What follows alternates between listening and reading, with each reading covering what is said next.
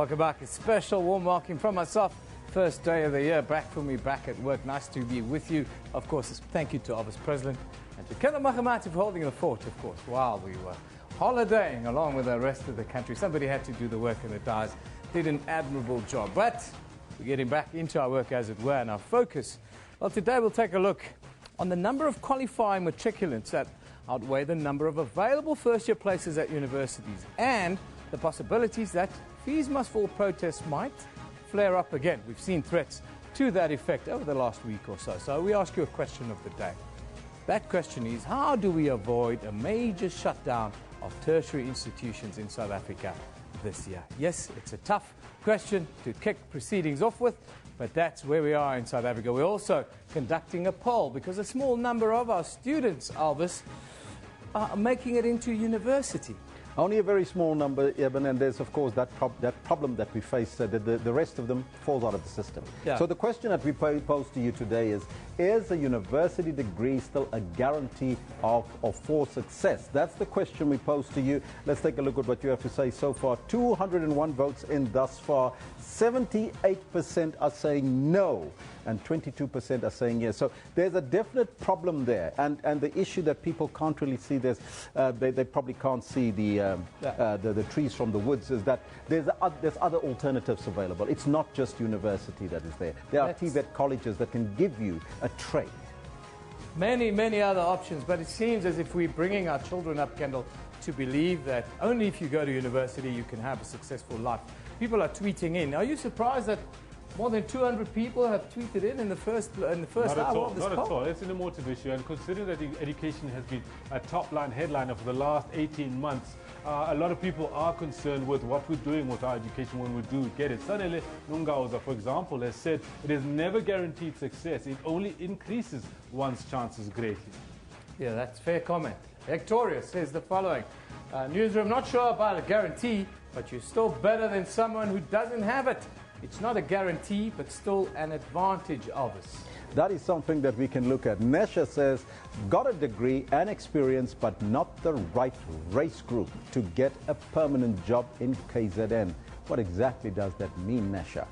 By freeing education, she continues, or creating part-time jobs for students so that they can earn, study, and get work experience. That's what needs to happen by freeing the education. So says Nesha. So let us know what's on your mind. This is the tweets that we've received thus far. Let us know what's on your mind and what do you feel about this on the Twitter handle at SABC Newsroom, as well as on our Facebook page. Yeah, the interesting one that comes out of there that stands out for me, of course, is work experience. When we talk about work experience, go out and do any job. Volunteer. We really need to develop a culture of volunteerism here in South Africa so that we do get that work experience that can get us into the workplace in one way or the other. We're going to talk about a whole host of issues around tertiary education here in South Africa today. Shortly we'll talk about NSFAS, of course, funding. But before we go there, let's go over to Elvis to get us up to date with the morning's news.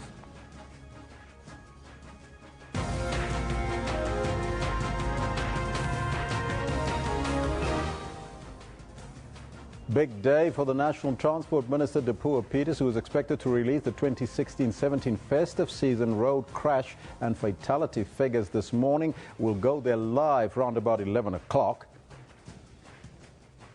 The Department of Social Development and the National Student Financial Aid Scheme, NSFAS, are expected to outline plans to assist social grant beneficiaries who pass their matric. And ANC veterans will today brief the media on what they think of the ANC January 8 statement that was held over the weekend. Now, those are some of your headlines, but before we get to the news, let's find out from Kendo Makamate what's happening on the sports front.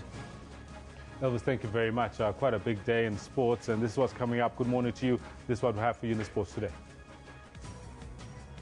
South African cricket bleeds more talent as the Kolpak exodus intensifies, with David Visa and Mashant Delanga choosing county over country.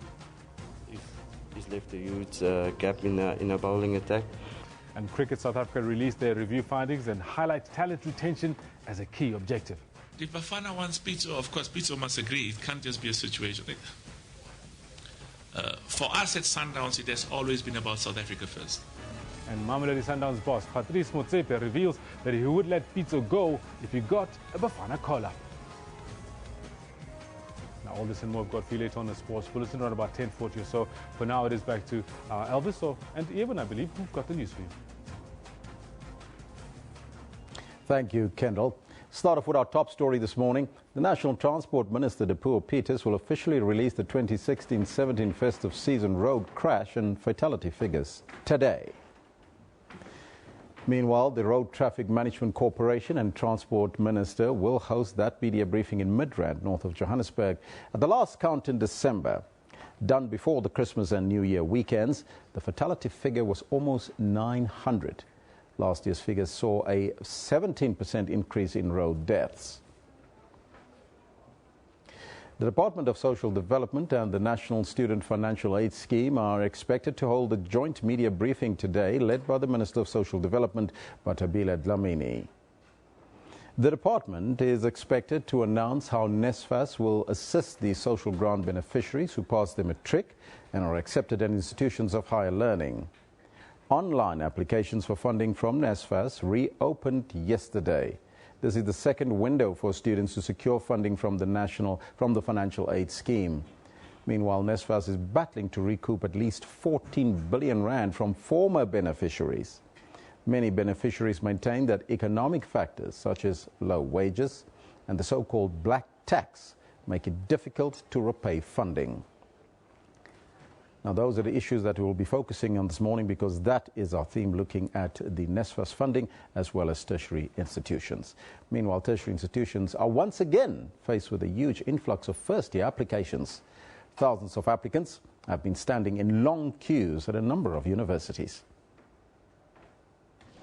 Desperate for space as registration week begins at TUT.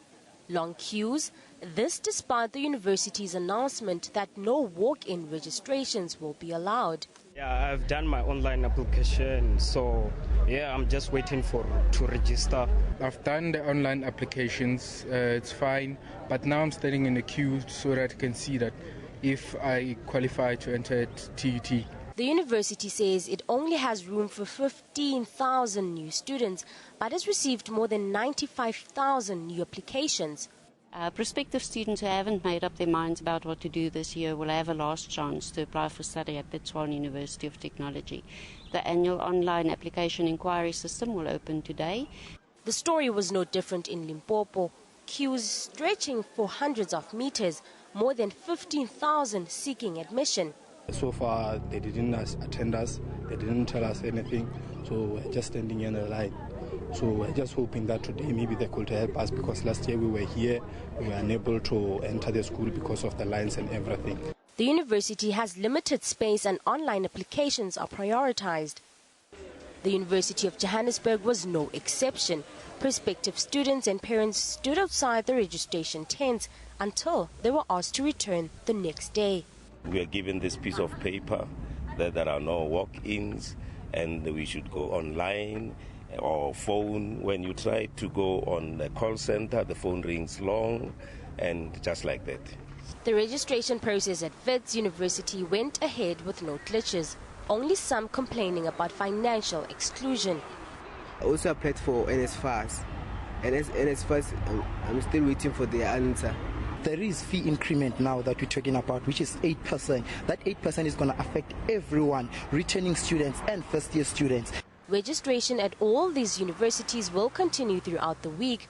Prospective students and parents are urged to register online. Nopang Alamu, SABC News. Now, with the new academic year set to begin tomorrow, the Gauteng Education Department still has 58,000 pupils to place into schools. Last year, it introduced an online registration process for grade 1 and 8 pupils. Gauteng MEC for Education, Panyaza Lesufi, joined SABC News to discuss issues around the online learner registration. Now, he attributes the reason for the numbers of students who have yet to be registered in school to bad time management on the part of you, the parent. Lesufi maintains that enough measures have been put in place to address the technological challenges faced by rural communities in the registration process. categories of parents that applied.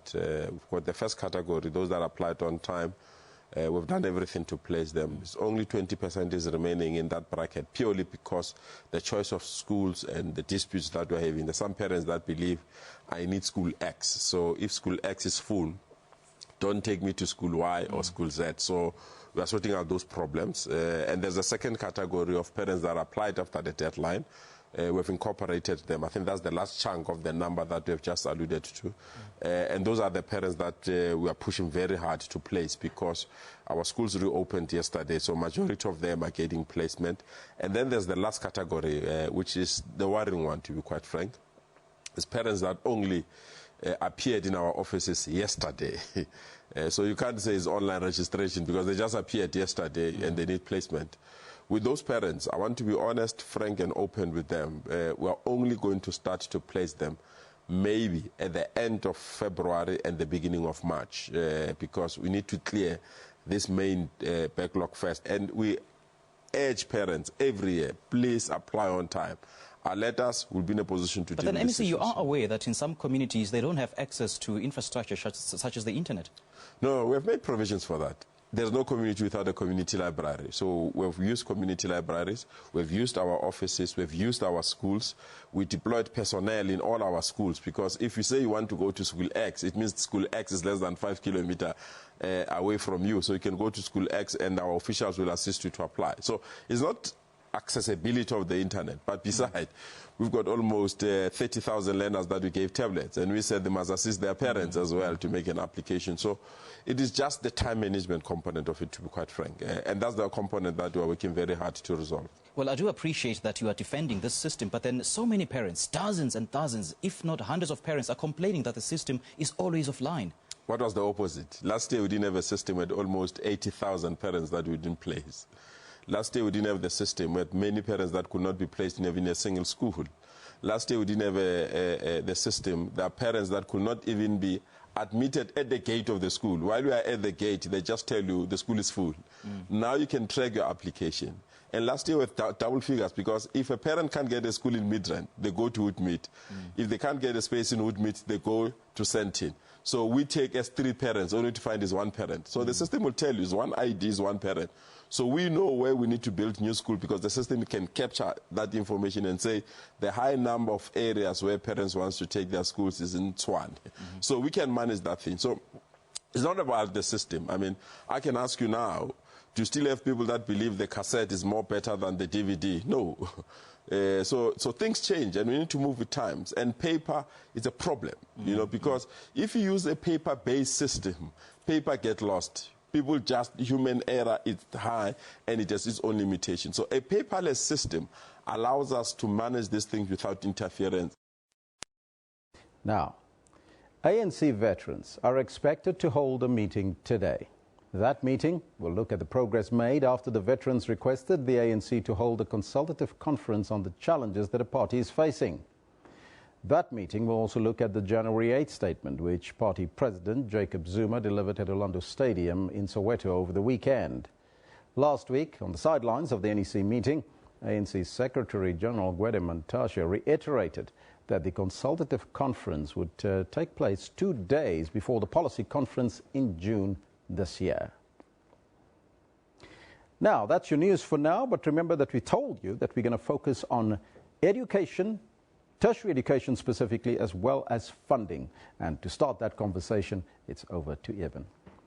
Yeah, but of course we're asking our viewers a question as well. The question will be on screen shortly, and that is, well, do we expect another difficult year in tertiary education? Now, the latest development, National Student Financial Aid Scheme, NSFAS, has reopened the 2017 loan applications after receiving requests for a deadline extension from both parents and students. The application process for students in colleges began yesterday, and university students will have 11 days to send their applications now. To tell us a little bit more, we are joined in our Sea Point studio this morning, that's in Cape Town, by NSFAS spokesperson Kagiso Mamabolo. A very good morning to you, Kagiso. Thank you for being with us. Good morning and compliments to you. Thank you very much, Kagiso. First day back It feels a little bit difficult today, but we'll try and get into the work, as it were. Just give me a quick idea. Yesterday, you've reopened the loan applications process that began yesterday. How did matters get underway? Any difficulties thus far? Well, we haven't experienced any difficulties. We started on a very short, very soft start. We were experiencing between 5,000 to 6,000 users per second on our website, and we do anticipate that that number will increase. But what we just want to say is that we encourage everyone who really comes on our website to ensure that they've got all the supporting documents necessary ready, because that will actually make them complete the application in at least less than 10 minutes to say. But we haven't had anyone who stayed on our website for more than 30 minutes or more than 10 minutes yesterday. Kagiso, just give us a quick overview. This process, how long is it going to be open? And, you know, you talk about online, but what are the options for students to look at within the application process?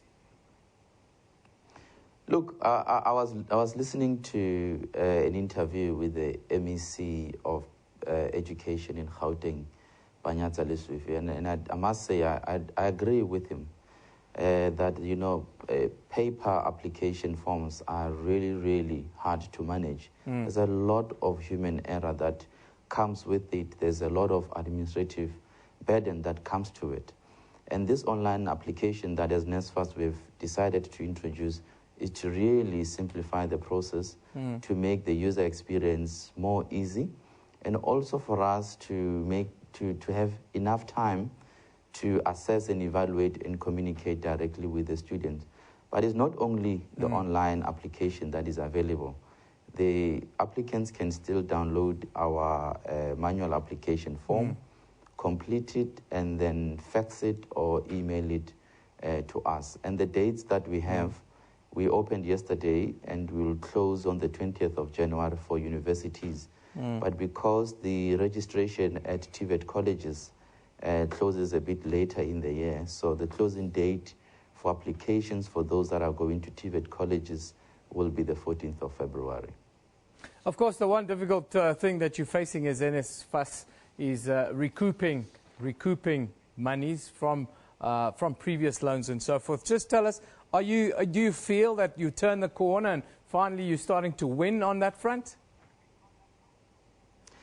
Well, I must say that last year we have done quite a lot of work in terms of raising awareness about the importance to repay the NSFAS loan. I think majority of NSFAS beneficiaries, when they received the loan back then, I think most of them didn't even know the procedures and the processes of repaying that. And the campaign we launched last year was to encourage everyone to know that if you start repaying, that money is going to be used in January to pay upfront registration for our students. And that's why this year, our students that are funded won't pay registration. I think we are winning the battle. I mean, to have 25,000 beneficiaries who come forward to pay for the first time, who've never paid before, I think it's something we must really, really appreciate. And also to have the Minister of Finance adding NSFAS to a list of the statutory bodies that may request information from SARS in order to trace and track those that have defaulted in their loans repayments. It's something that we must really, really appreciate. Kagiso, as NSFAS, what's your message to the large number of students who can't get into university? We're running a poll and we're asking our viewers to vote and to tell us whether they believe that a tertiary or a university degree is still a guarantee of success. The majority of people say, no, not at all. They don't believe so. But the majority of people who have applied at university have been turned away this year. What do you say as NSFAS to those people that have been turned away? Well, the message from NSFAS is very simple, is that when we look at the South African Human Resource Development Strategy and the skills gap in the country, most of the skills that are required in the country are at TVET colleges. And that's why, as the National Student Financial Aid Scheme, working closely with the Department of Higher Education and Training, we are giving bursaries, not loans and bursaries, but bursaries to the students that goes to TVET colleges. So it makes sense, and it is really encouraged that that's where they should start before they even consider going elsewhere. In conclusion, I understand that you'll be having a joint press conference with the Department of Social Development shortly. Are you at liberty to give us a little bit of an insight as to what we can expect from that joint press conference? Well, as the press advisory said that it will be led by the Minister of Social Development, let me not steal that beforehand. But I could tell you that we have been working with the Department of Social Development last year to see how we can improve the process of assessing students who may qualify for NSFAS and are on the social development database. I think this is an effort of government trying to work together to make use of the same information in order to improve service delivery. So in a nutshell, it is just about NSFAS funded students that are on SASSA database. All protocols observed. Thank you very much today. That's Kagiso Mamabolo coming to you live from Cape Town. He's the NSFAS spokesperson talking to us about loan applications. Of course, they've reopened it. But we've been running a poll where we ask you to interact with us and to tell us, well, what do you think? Is a university degree still a guarantee of success in life? That's what we ask you. We've got, how many votes? You've got a few votes in by the looks of it. 225, and only 23% say yes. More than 3/4 of you believe that is no longer a guarantee of success, that you have to go out into the workplace, get work experience, and make it happen for yourself. There's also entrepreneurial spirit that we're trying to develop amongst young people here in South Africa. Keep voting. We love the fact that you're interacting with us on this very show. That's what Newsroom is all about. But obviously standing by to tell us a little bit more of what's happening on social media. Elvis is busy, isn't it? But let's take a look at what you have to say and what's happening currently on social media. And we're going to start off with the hashtag Cape Town fires. The fires that flared up yesterday in Stellenbosch and Franschhoek, causing 2 hectares of vegetation to go up in flames. Now, it's a worrying situation there in Cape Town. Moving now to sports news, Mamelodi Sundowns chairman Patrice Motsepe has confirmed that coach Pitso Mosimani's contract has been extended for a further 4 years. Then, international football star Cristiano Ronaldo wins the best FIFA Men's Player of the Year 2016. Of course, that rivalry between him and the Messi man. Well, he won again Best Player of the Year. Moving further afield, here in Zimbabwe, hashtag Zimbabwe heading back to the Stone Ages, we believe. This as the country's largest bank, CBZ Holding, has suspended local use of Visa cards due to high cost and cash shortages. Well, this was after the bond note had some troubles being accepted by some retailers. And in other news, President-elect Donald Trump found his way into a few Golden Globe speeches, with Meryl Streep making the first move and being both hailed and slammed for her speech. Actress Julianne Moore quoted her saying, "When the powerful use their position to bully others, we all lose." Now, Trump came out and had this to say about Meryl Streep. And he says, one of the most overrated actresses in Hollywood, doesn't know me, but attacked me at the Golden Globes. She is a Hillary flunky who lost big. For the 100th time, I never mocked a disabled reporter, says Trump. And Trump supporters also came out to defend Trump, creating this meme that is captioned, "This is how we see Meryl Streep. I'm with crooked Hillary. Liar," it says there. Well, American politics, isn't it? The suspected prankster of this humorous incident, says there, Hollyweed, have been nabbed. The 30-year-old Zachary Cole Fernandez handed himself over yesterday and is facing a case of trespassing. Look at that sign.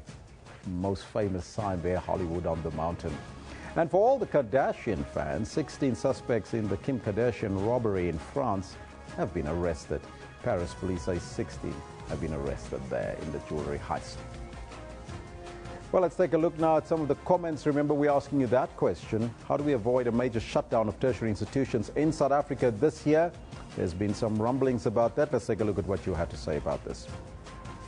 This one coming from Nkenke says that government must make a plan, must offer students free education. Hashtag fees must fall. Now, we'll ask that question also to our next guest coming up here in studio, so be on the lookout for that. Lachasa says, Happy New Year.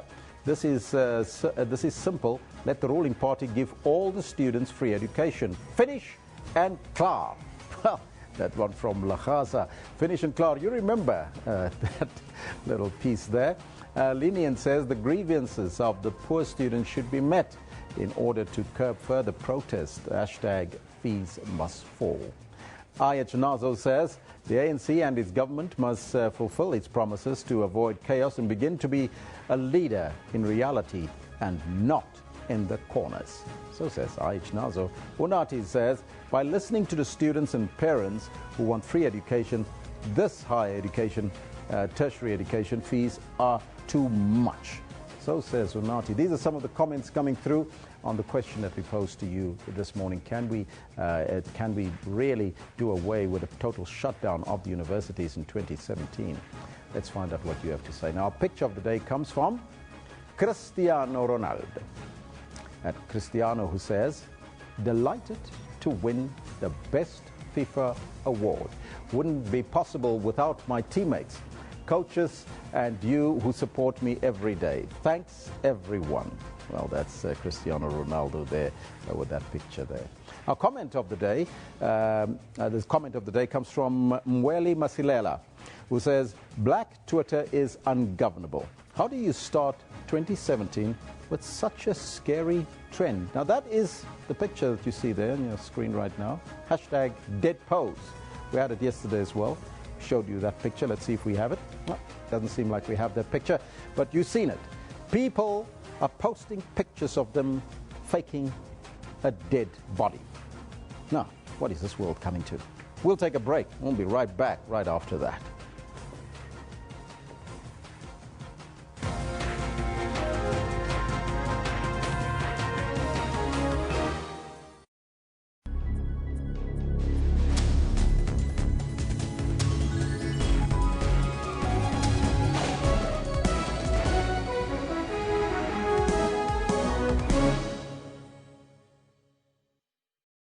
Police found powerful military explosives when they swooped on a house in Springs on the Gauteng. Some of the weapons seized at this house included rocket-propelled grenades, rifles, and even rounds of ammunition. All military explosives that we found that we cannot obtain a commission. The weapons found at the house not only had the potential to cause major damage to property, but they also put many lives at risk. I could have lost any one of my family members, or most of my family members.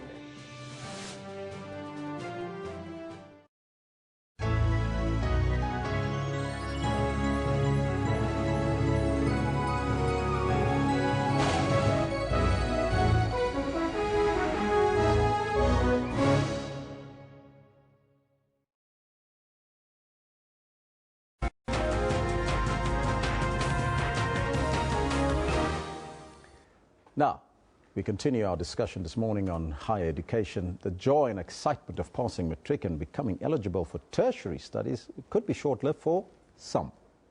Now this, as the number of qualifying matriculants heavily outweighs the number of available first-year placements at universities. The University of Johannesburg received more than 135,000 applications for this year's first-year graduates alone. Stellenbosch University receives over 70,000 applications, while it can only cater for just under 5,000 first-year students. Meanwhile, there's a possibility that fees must fall protests might flare up again. Now, to look at the entire situation, to talk to us about the number of applications received and the possible student protests for 2017, we're now joined by Dr. Ahmed Bauer, CEO of Universities of South Africa. Doctor, very good morning to you and welcome.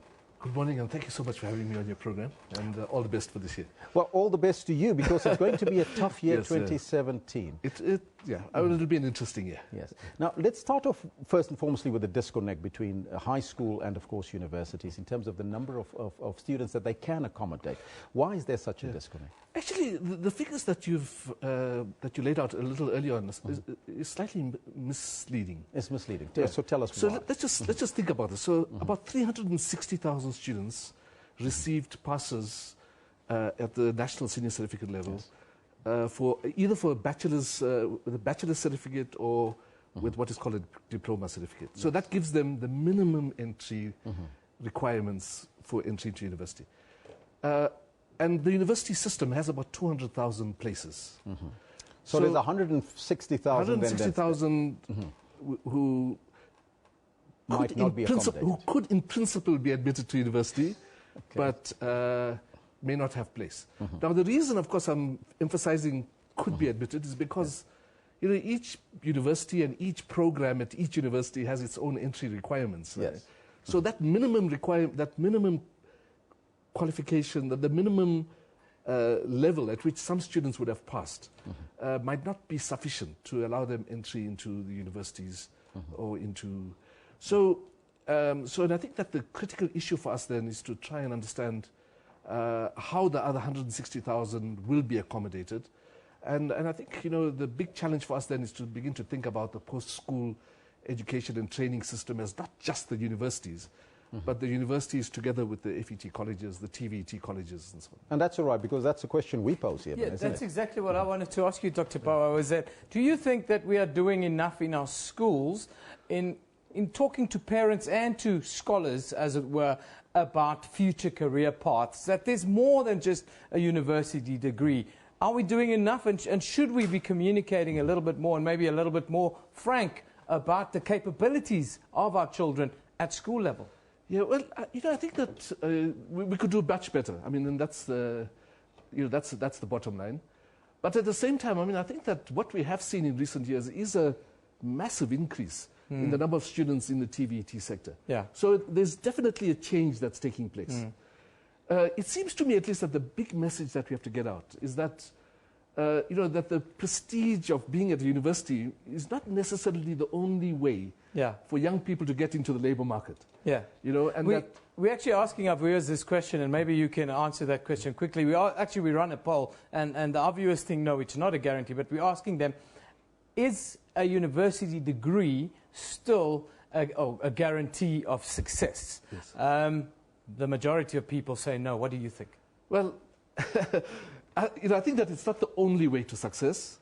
But what is, of course, clear from the statistics that we have, and in particular from Stats SA, is that the unemployment rate of graduates is considerably lower than the unemployment rate of young people who do not have university qualification. But Dr. Bao, what are the alternatives for students that don't make it to university? Because people would think, if I don't get into university, it's all over for me. Yeah, look, I think there are 3 or 4 options, right? The one is certainly to look at the fantastic opportunities that are available at the TVET sector. I mean, so, universities don't offer programs on boiler making and, electricians and technicians and so on. Tourism specialists and so on, and those are offered in the TVET sector. So I think that there's this very big set of opportunities there. So that's the one. The second is that there are other colleges that are available. There's the agriculture colleges, which again are extremely important.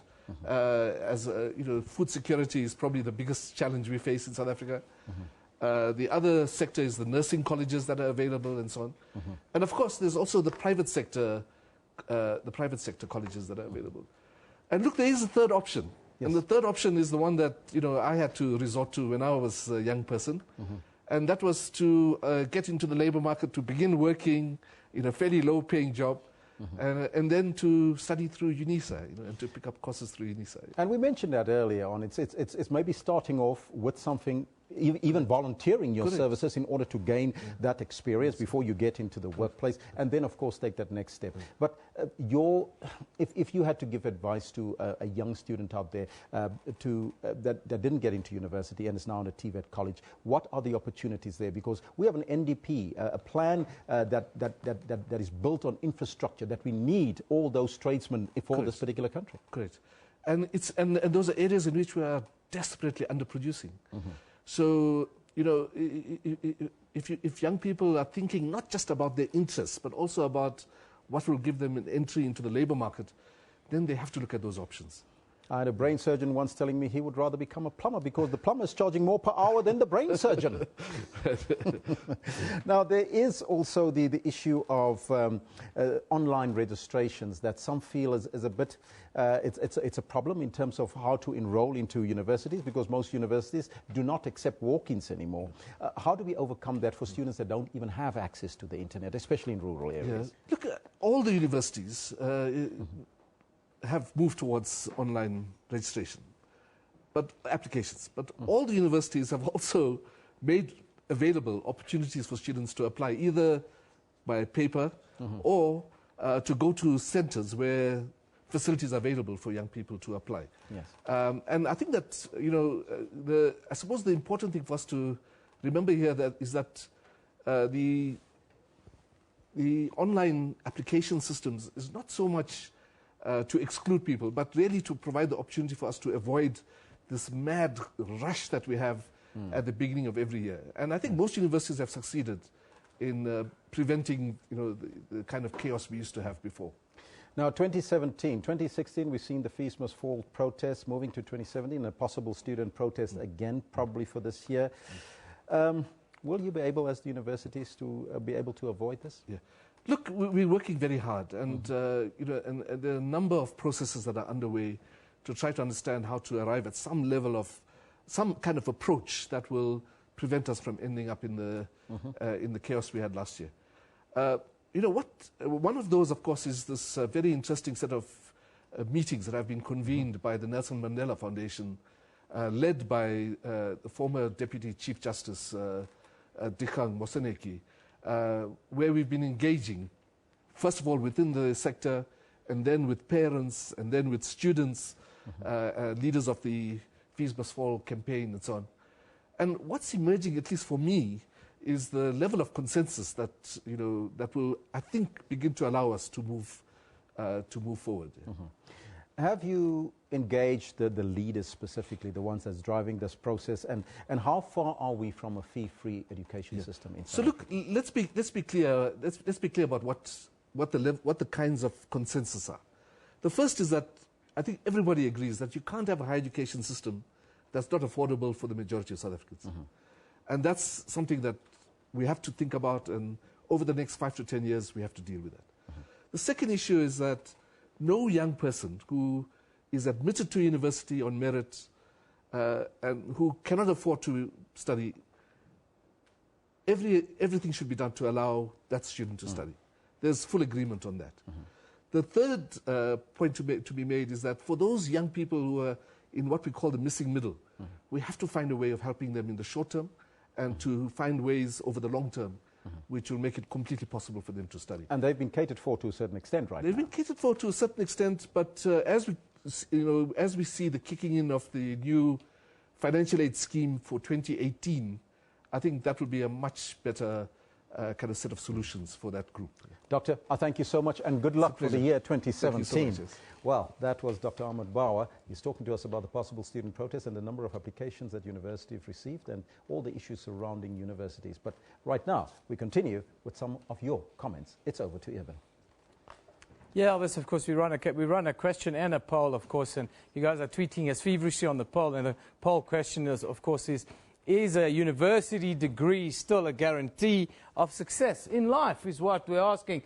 225 votes in, 23% say yeah, 77% say no, it's not a guarantee, and you just heard it from Dr. Bauer as well. However, it does give you a little leg up in life, if one can call it that. But let's take a look at your tweets coming in. You guys are tweeting us. Toby Kudzi says, Newsroom, has it ever guaranteed anyone success? Fair question. I think it opens up your mind and gives you an added advantage in your endeavors. A very astute, sober-minded view there, Toby. Please come back and tweet us again. Newsroom, says Sakumzi, in South Africa, you can become president without a matric certificate. Yes, Sakumzi, we live in a wonderful country where you can come from nothing to be everything. Tabo Kesa says, Newsroom, a degree isn't a guarantee, but TVET colleges are a joke to qualify as alternative. Ask TVET colleges student leadership, says Tabo. A joke is maybe harsh words, I think. Sanele says, Newsroom, it has never guaranteed success. It only increases one's chances greatly. Yes, you still have to go out in life and make it happen. You have to be professional. You have to be humble. Victoria says, Newsroom, not sure about guarantee, but you're still better than someone who doesn't have it. It's not a guarantee, but still an advantage. Yes, in life, you have to go out and make it happen. And your degree, the paper that you get, well, that only gets you a foot in the door. Ask any person who's made it in life. Anyhow, let's go on now and take a look at what's happening elsewhere in the world. These are the front pages from around the globe. In the United Kingdom, The Guardian reports that Donald Trump's son-in-law, Jared Kushner, was named senior advisor to the president yesterday. An appointment that would further entangle the incoming White House team in a web of potential conflicts of interests and accusations of nepotism. And there you also see a picture of Meryl Streep, of course, who's right in the thick of it with Donald Trump right now. Then in China, the China Daily says President Xi Jinping presented the State Preeminent Science and Technology Award to Tu Youyou, co-winner of the 2015 Nobel Prize for Physiology or Medicine, as well as physicist Zhao Zhongzhan, recognizing the country's booming innovation yesterday. Still in China, the South China Morning Post reports that McDonald's Corporation agreed to sell a controlling stake in its China and Hong Kong operations to a group of investors for about $1.7 billion US, a key component of the fast food giant's reorganization in the market, where it's striving to catch up with more nimble rivals. Now, on our Facebook page, you can get all the latest news from around the world today. Let's take a look at what's there. On the eve of the reopening of schools for the new academic year tomorrow, Teachers Union SATU has expressed deep concern that thousands of Gauteng learners have not yet been placed at schools. We heard the response from Panyaza Lessufi on the show a little bit earlier. Then, oil markets today are torn between production cuts by major exporters Saudi Arabia and Russia, and reports that supplies from other regions, including North America, Iraq, and Iran, could offset any restraint aimed at curbing a global glut. Finally, a WhatsApp group chat has revealed behind-the-scenes dealings of Port Elizabeth gangsters who appear to have easy access to firearms. This information came to light during a bail application at the city's Magistrates Court, where two men from a notorious gang are applying for bail. It's an interesting story. Go and read it. It's on our Facebook page. You can find also on our website, sabcnews.co.za/news. That's where you get Elvis is Ready. I'm here. Of course, we're asking you a couple of questions today. The question that we want you to interact with us, get a tweeting, is how do we avoid a shutdown of our tertiary institutions here in South Africa this year? That's a brilliant question. Also, of course, we're focusing on that university degree that you have. What does it do for you? Does it still guarantee you success? That's the question we pose. We'll take a break. We'll be right back. We'll discuss that. The next thing that we'll be discussing is about a first-year student going into university. What does it mean to you? And what are the challenges that you will face? That's all coming up.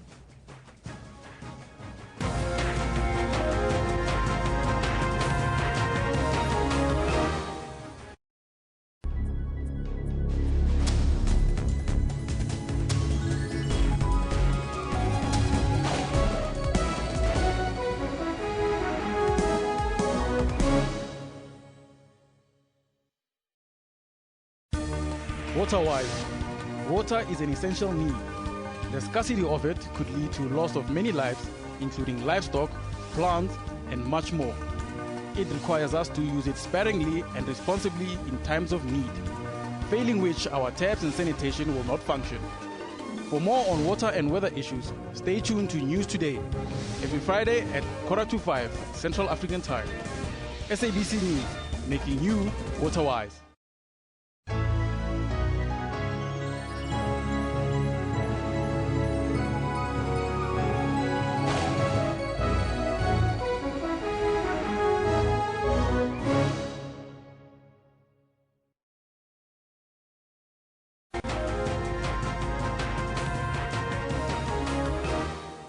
Welcome back. You're with us here on Newsroom on SABC News 404. If you're getting a little bit lost now. First-year university students will be exposed to many things when they start their varsity life, one of them being the freedom that comes with living alone. They will also face challenges that come with living far from home without parental guidance and supervision. How can first-year students adjust to life a little bit easier and faster? To find us, we are now joined by the editor of City Life magazine, Edward Tsumele. Very good morning to you, Edward. Thanks for being with us. Morning.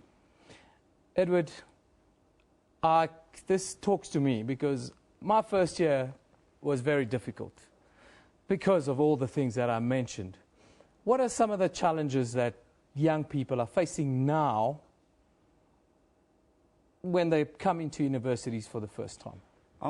They're facing many challenges, and one of which is that freedom itself. Some of them, for the first time, you're away from home, and you're going to a place that you've never been before, and you meet all sorts of friends. Some of them are, are good friends. Some of them are not. Yeah. And also, you go to do little things like, taking responsibility for your life. And there are a lot of parties that happens at universities when the university open. Yeah. And you can imagine some of them are 19-year-olds because, for the first time they are in a big city at a university. Yeah. And all sorts of things, and one of which is a bad thing, which is the phenomenon of blessers, basically old men who scout the universities for young girls. I was going to wait for you to come there, but unfortunately it is such a problem in South Africa. Edward has actually come and showcased the book for us here today. It's called Hamba Sugar Daddy. If you don't know what a sugar daddy is, we call them blessers here in South Africa. Normally older men who take advantage of the vulnerable young women in and around of our campuses, but also in and around rural communities where often the economics play a role. You're correct. Especially some of these students, if you realize they come from poor families, and then they actually don't have enough money. So when they go to university, and there are these old men who scout universities, and they're flashing money, flashing cars, and it's easy for them to be taken off focus. Go out with these old men, and the results are not always good. They're very bad almost at the end. Yeah. They are young and vulnerable, especially female students. Now, you've written an open letter to young girls heading into universities, the backdrop being watch out for the sugar daddy phenomenon and don't become a victim. But often these girls, they don't think they're a victim. Now, in today's society, it's almost a status symbol to be taken care of. Can one call it that? Yeah, but I don't think it's really taken care of. It's really abusing your money. I mean, if you really want to help a student, the best thing that you could do is to help them without actually expecting anything in return. Yeah. Sexual favors and things like that. And I know that there are people out there who help poor students and not expect anything. And when that happens, it's actually a good thing because at the end of the day, those students, when they finish university and they're working, they're also likely to help others in return because they are beneficiaries of such generosity. Edward, is there perhaps a sense that rural students are more impacted with this phenomenon more than students in the urban areas? Even those from the urban areas, if you remember very well, there have been stories recently that have been running about blessers. I mean, they even have websites where people can log in to look for a blesser. So it affects everybody. But I'm just saying that those that are from the rural areas, they're more vulnerable because they're likely to come from poor families. And they don't have enough money to, to go by once they're at university. Yeah. So they're more vulnerable. You don't have money, and here somebody comes, he's wealthy, saying, take care of you. All you need to do, in exchange for sexual favors. Is it more girls that fall into this trap, or are boys open to abuse as well? It's more girls. It's more girls. And what about the boys? They also go through a difficult year. You know, in the first year? it would be a very different discourse if if women, older women, were doing the same thing, and I'm sure society would be more outraged that way. But interestingly, they don't seem to be more outraged when it's actual older men. It's coming, Edward. It's coming, my friend. That's where we live. I wanted to shift the focus just quickly away from the blessers, because one of the problems that I think maybe, Alvis, you went through it, I went through it, is when you get into the first year at university, suddenly you have all this freedom and you have all the temptation around you. Yes. I found it almost impossible to keep a lid on my life in my first year. What advice do you have to students who now find themselves in this place with all this freedom and then suddenly all the temptation with no parents to tell you not to do whatever? I think they must remember one thing, why they're at university in the first place. They're there for one and one thing only. That is to get an education and get that degree and get out of it and go to work. So that's the many things. You can have a party, you know, it's fine. You know, this is the time to be adventurous a little bit, but you must know at the end of the day, if you party every day and not study, the results are not going to be very good. So you stay focused and know you're there for one thing, and that is to get that degree. That is very important and crucial.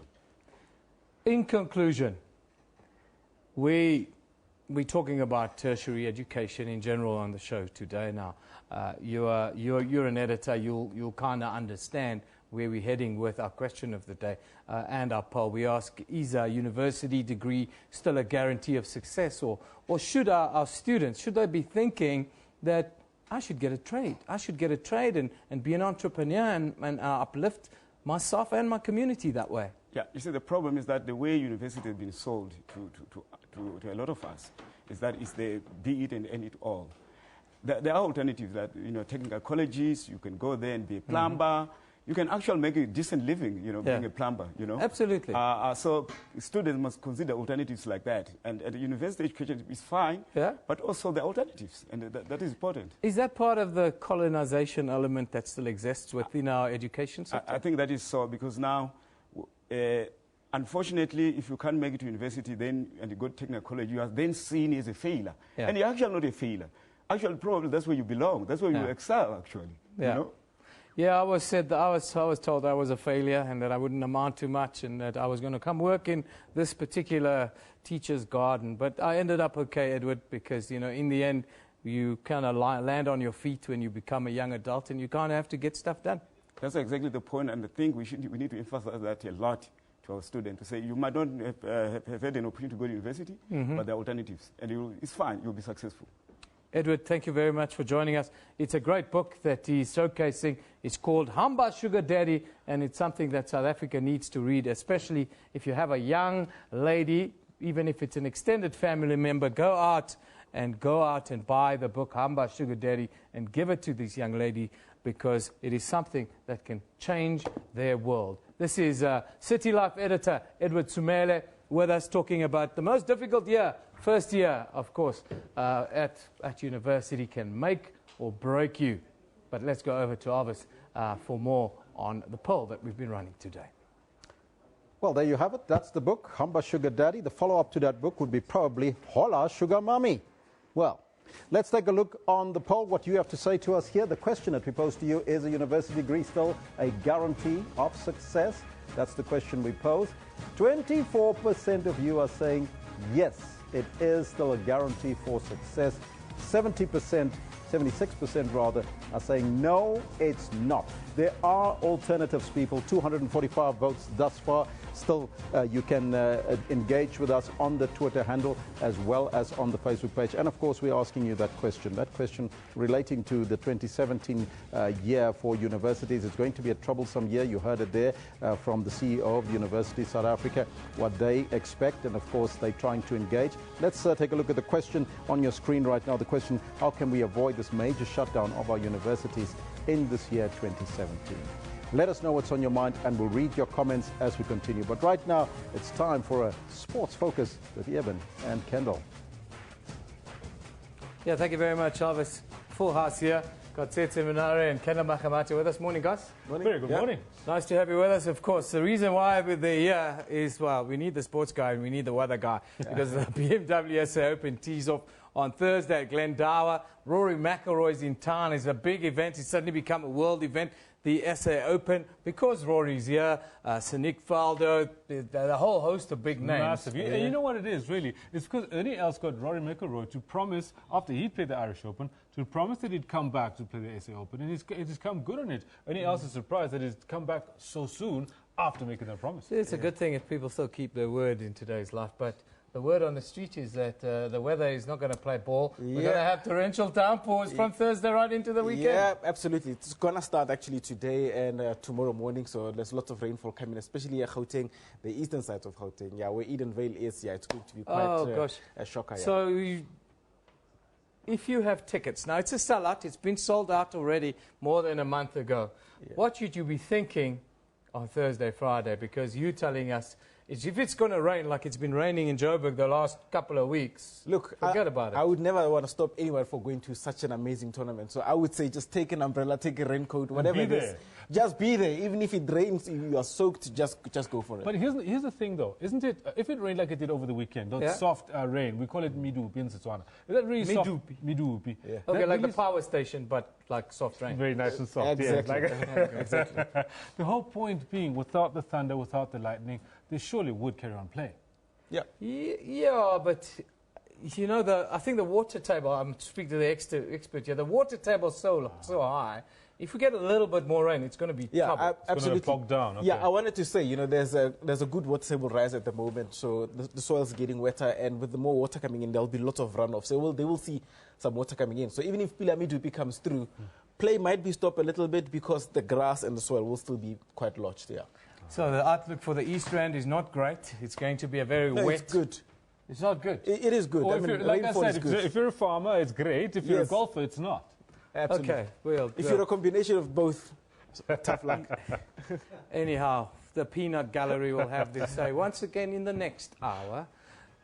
The outlook says Tsetse is wet, wet, wet. We'll be back at 10.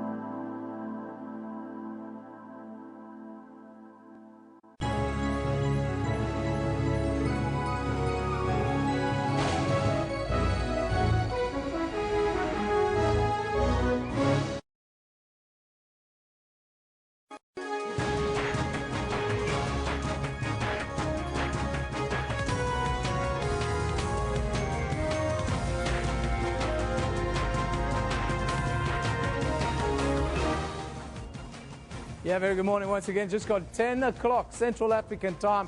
Elvis President is here. I'm here. I'm Evan Jansen. And of course, Kena Mahamati is with us. He's got some exciting developments in the world of sport coming shortly. But Elvis, we've been asking a question as we're heading into, well, the start of the school year tomorrow. And then, of course, it's going to be a difficult year for tertiary institutions, no doubt. Well, we asked the CEO of universities here a short while ago what he makes of the school year for 2017 and the possible protest that we might see from the students. And they are concerned, but they are talking to the students, student leadership, parents and so forth. So we're asking you that question. How do we then avoid this major shutdown of tertiary institutions this year? That's the question. Here's some of your comments. People are tweeting us. IG is saying, Newsroom, vocational training and skills development to know how to use the net to create a brand and make money, blogging and get bitcoins.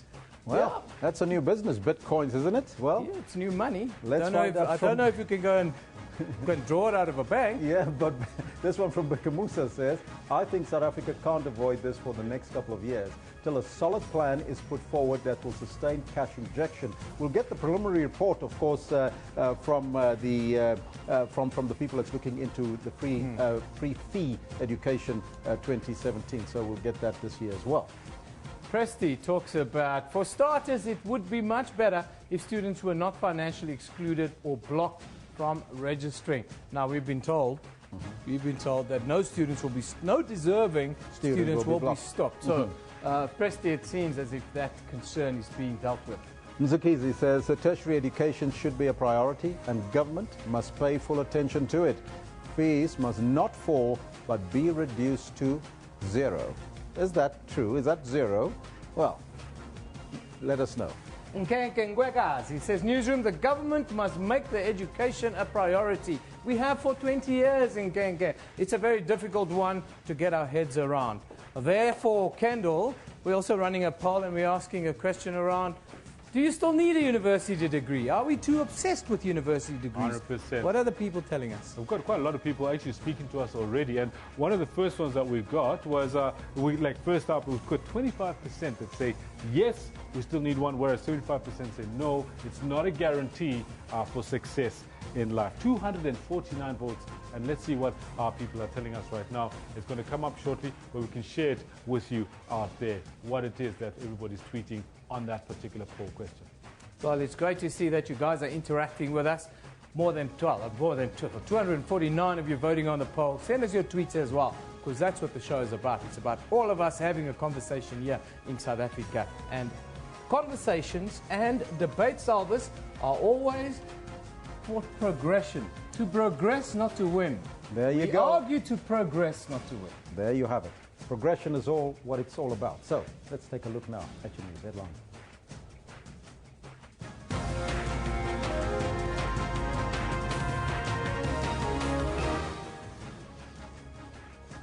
In a short while, the National Transport Minister, Dipuo Peter, is expected to release the 2016-17 festive season road crash and fatality figures, and we'll go there live. You have to stay tuned just at about 11 o'clock.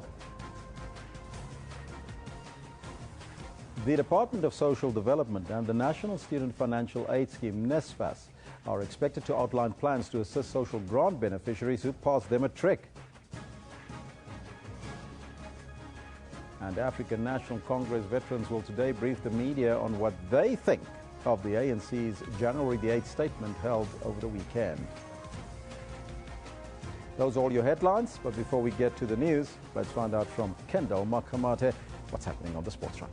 Elvis, quite a lot happening on the sports front. Going into a massive weekend of sports. It's golf, it's cricket, it's football. But right now we're focused, good morning to you, we're focused mostly on what's happening in the world of cricket. Good day to you. This is what I've got for you at 10:40 today. South African cricket needs more talent as the Copac exodus intensifies, with David Wiese and Mashante Langa choosing county over country. He's left a huge gap in a bowling attack. And Cricket South Africa released their review findings and highlights talent retention as a key objective. If Bafana wants Pitso, of course Pitso must agree. It can't just be a situation like that. For us at Sundowns, it has always been about South Africa first.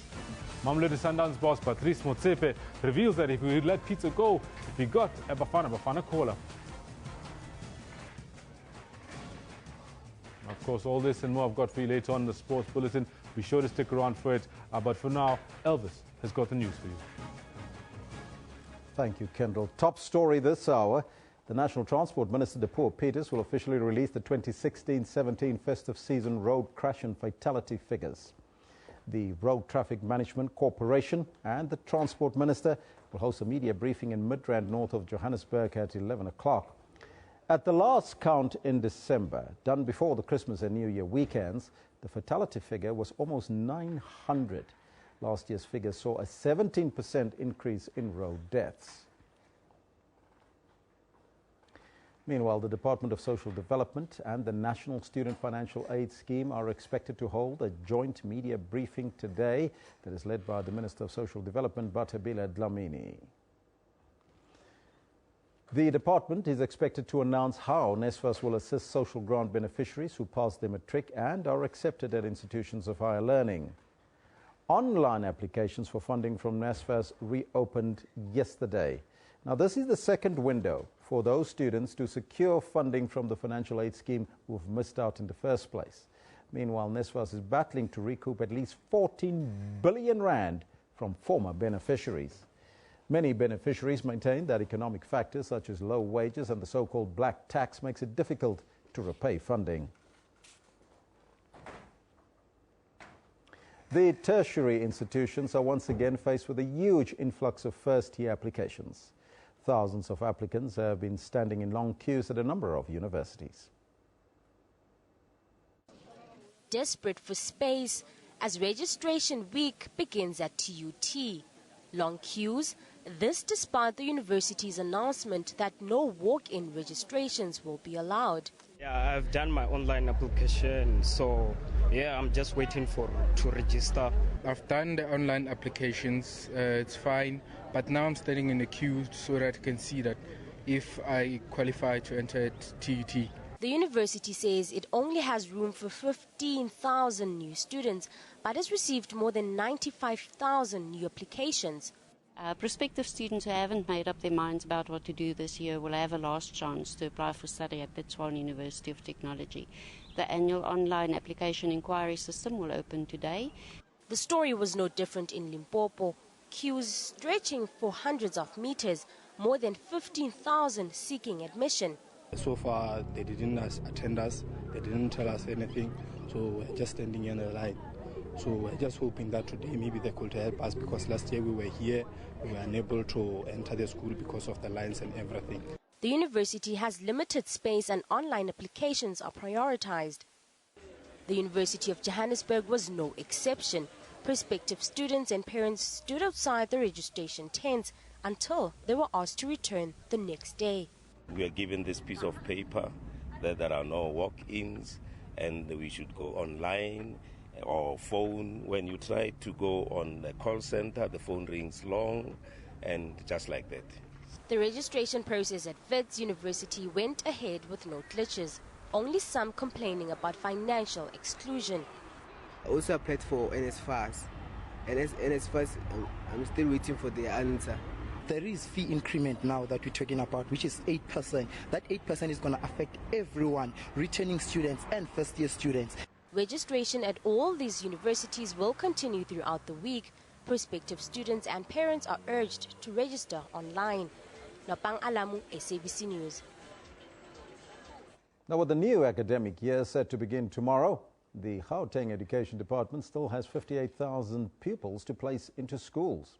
Last year, it introduced an online registration process for grade 1 and 8 pupils. But many parents feel that it has failed them, while others simply left it for the last minute. Frustration and anger yet again. Parents have been queuing at this district office in the south of Johannesburg since the early hours of Monday morning, hoping to get a coveted space in the classroom for their children. Many here have been visiting the district office countless times since last year. I've started with the registration since from April. Mind you, I've been to 111, I've been here and they've been taking me from pillar to post, and since today she doesn't have any school to go to. We never got a reference number, you know. You register, I think it takes 3 people. When the 4th person comes in, then they're offline.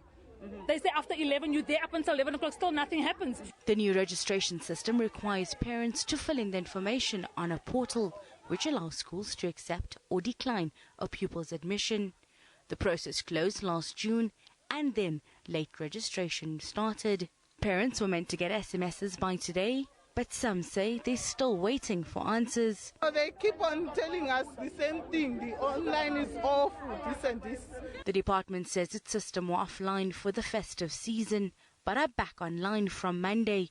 It claims the backlog is due to late registrations. We are working very hard that we place all learners, and parents, please bear with us, and we understand your frustration, but the problem why the system was not updated, like I said, we had 3 weeks of holidays, and we are now back online, as in back office. The people are back at schools, and remember, it's the schools that are placing the learners, and then they update the system and head office. 90% of pupils in Gauteng have been placed in a school for the 2017 academic year, and the department promises that every child will be placed in a classroom. Hasina Gori, SABC News, Johannesburg. Meanwhile, the Gauteng MEC for Education, Panyaza Lesufi, joined SABC News earlier to discuss the issues around the online learner registration. He attributes the reason for the number of students who still have yet to be registered in school to bad time management on the part of you, the parent. Lesufi maintains that enough measures have been put in place to address the technological challenges faced by the rural communities in the registration process. Of parents that applied, we've got the first category, those that applied on time. We've done everything to place them. It's only 20% is remaining in that bracket, purely because the choice of schools and the disputes that we're having. There's some parents that believe I need school X, so if school X is full, don't take me to school Y or school Z. So we are sorting out those problems. And there's a second category of parents that applied after the deadline. We've incorporated them. I think that's the last chunk of the number that we have just alluded to. And those are the parents that we are pushing very hard to place, because our schools reopened yesterday, so majority of them are getting placement. And then there's the last category, which is the worrying one, to be quite frank. It's parents that only appeared in our offices yesterday. So you can't say it's online registration, because they just appeared yesterday and they need placement. With those parents, I want to be honest, frank and open with them. We're only going to start to place them maybe at the end of February and the beginning of March, because we need to clear this main backlog first. And we urge parents every year, please apply on time.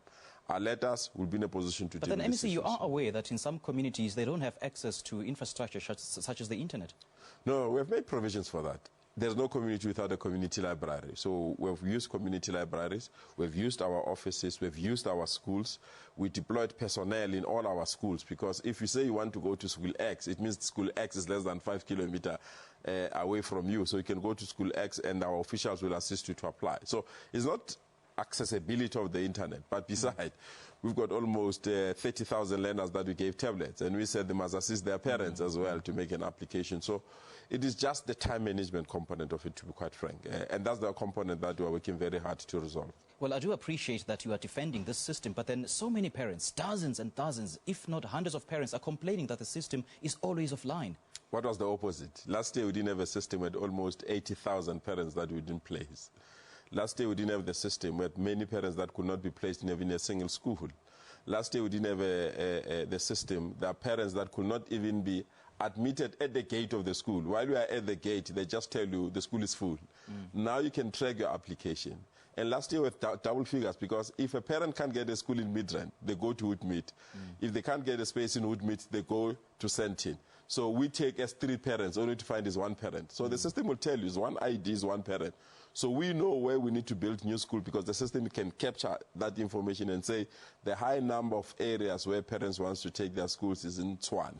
So we can manage that thing. So it's not about the system. I mean, I can ask you now, do you still have people that believe the cassette is more better than the DVD? No.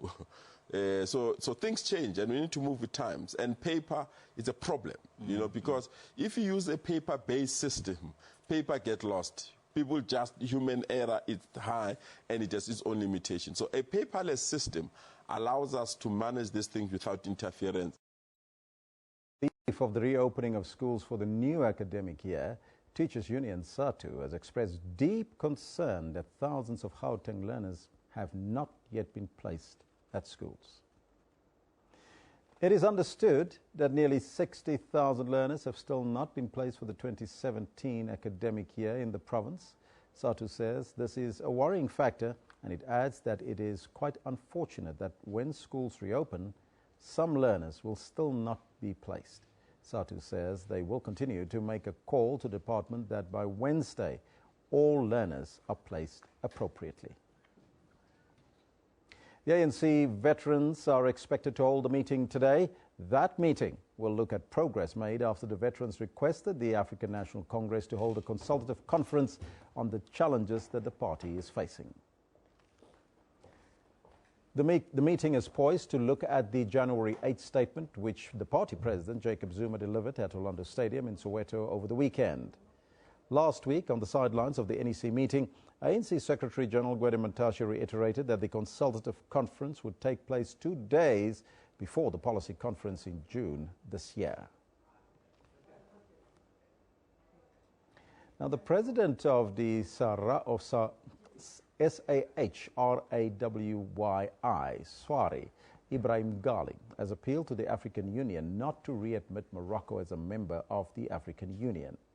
Ghali was invited to South Africa by President Jacob Zuma, and he expressed confidence that the newly elected General Secretary of the UN, Antonio Guterres, will prioritize the full independence of his country.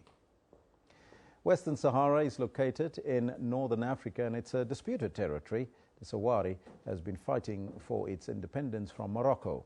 Its neighbors are Morocco, Algeria, and Mauritania.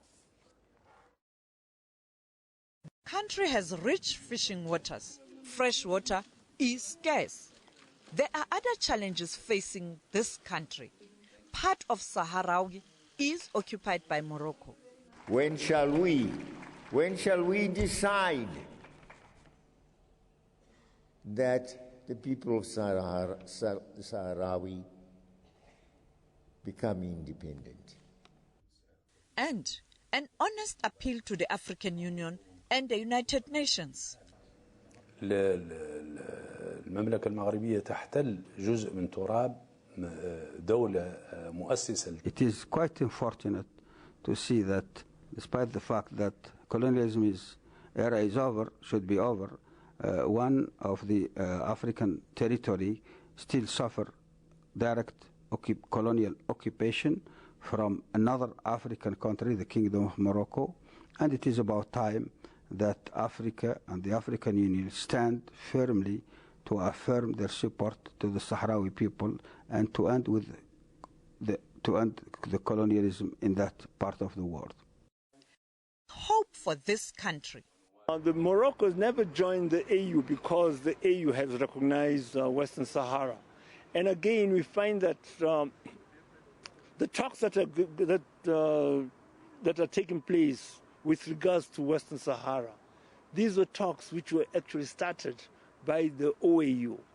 And then from there, they were taken over by the UN. So there are two bodies, basically, which is actually trying to resolve this issue. This pending issue will be on the AU summit agenda. Sophie Mkwena, SABC News, Johannesburg. The Ivory Coast Prime Minister Daniel Kablan Duncan has resigned and dissolved the government. The move has been expected following the approval of a new constitution and parliamentary elections last month. Duncan resigned along with his government a day after a short-lived army mutiny over the weekend. The resignations paved the way for the implementation of measures contained in a new constitution. Meanwhile, calm has returned to the streets of the country's major cities after a deal was struck between the mutinous soldiers and the government over the weekend. President of the Ivory Coast, Alassane Ouattara, is expected to name a new Prime Minister today. On to the Gambia now. Gambian Communications Minister Sheriff Bojang says that he has resigned in protest against President Yahya Jammeh's refusal to accept defeat in last month's presidential election. 3 West African presidents will visit Gambia tomorrow to persuade Jammeh to step down and hand over the presidency to Adama Barrow. Meanwhile, the Gambian Supreme Court will today hear Jammeh's petition to seek an election rerun. The judges hired in Nigeria and Sierra Leone and are expected to preside over the case have not arrived yet in the Gambia. President-elect Adama Barrow insists that he will be inaugurated on the 19th of this month. And as you know, Jammeh was the man that says that he will rule for 1 billion years. Well, that's where we got to leave it for now. We'll take a break. We'll be right. In fact, before we go to the break, let's go over to Eben to tell us what's happening on social media. Yeah, obviously, of course, we're running a whole series around tertiary education in South Africa. We've run a poll. Let's look at the poll first before we ask the tougher of the two questions. Is a university degree, as we've asked some of our guests also, Elvis, is a university degree, is it still the guarantee of success, the successful life that we all want so badly? 260 votes are in. Keep the votes coming. We love the fact that you guys interact with us. 26% of you say, yes, it's still a guarantee, while 74% say no. 3/4 of people say no. There's no way that you're guaranteed success, even if you have a degree. You guys are tweeting us also on this question. Let's see your tweets. What are you guys telling us with regards to the question there? Lucky Madlachi says, Newsroom, definitely to highly connected individuals. Other than that, it is a no. High-profile people, they just buy it. Mochonjer Bala, he says. Lucky, I don't know. You know, we live in South Africa. WP lived a degree is not 100% guaranteed, but it's a 50%. Hard work as an employee is the other 50% to guarantee economic freedom and success. So says WP Liefde nommer 7, daar van Daniel. There we go. Sfiso says, Newsroom, no, degree does not guarantee success, but it gives an advantage, I think, to achieve success, says Sfiso. Yes, Sfiso, I agree with you. Petlejo Klaas says, university degree is a gateway to success. Serious thing to have. It's a serious thing to have a degree, but it's also a serious degree to have a career and perhaps a business that can drive your business as well as your community. You know what is very interesting, Elvis, is that some of the top Fortune 500 companies in the world have scrapped a degree as a necessary qualification to get a cadetship or get into the organization. So it certainly sets the scene. It sets the scene. Of course, we've also seen that if you want to get on the NYDA, on the board there, you don't need a degree anymore. Don't be difficult. Now, let's take a look at the question on the screen. This is the one with serious question. How do we avoid that this year, or a major shutdown of tertiary institutions in South Africa this year? That's our question. Our first tweet is from Daryl Paul, Elvis. Daryl Paul says government needs to take the lead in addressing the issues around fees, not the students. Well, government has been taking that lead, Daryl, and engaging the students, and let's hope something come out of that. This one from Band 2, Bantu, says, Newsroom, government is relaxed when it comes to education. It's scary how many poor students are excluded. It is uncalled for. Bantu, I doubt that very much, my friend. Poor students are the ones that are benefiting the most, and there's a real plan in place to deal with that. Cap Spar says the only best way the best way to do is to continue with engagement of the parties involved in order to find solutions. But this isn't easy, and you hit that right on the nail there, Capsha. There must be ongoing discussions and communications around this. It's not going to end today. You heard the CEO saying it's going to take another 5 to 10 years to resolve those issues. Levo has an interesting one. Levo comes out and he says, perhaps we should also ask, what measures success? If university degrees doesn't guarantee you success in life, hard work, a good attitude is what guarantees you success. Showing up every day, Elvis, showing up with a good attitude and working close to your max of your abilities for extended periods will make sure that the right people see you and you'll be able to get ahead in life. Like my grandmother used to say. My grandmother used to say, work hard and play hard and you'll get to the top. Work hard and play hard and you'll be a ruined man before you are 40 years old, I say. Anyhow, Elvis will be back with us with a little bit more news after a short break.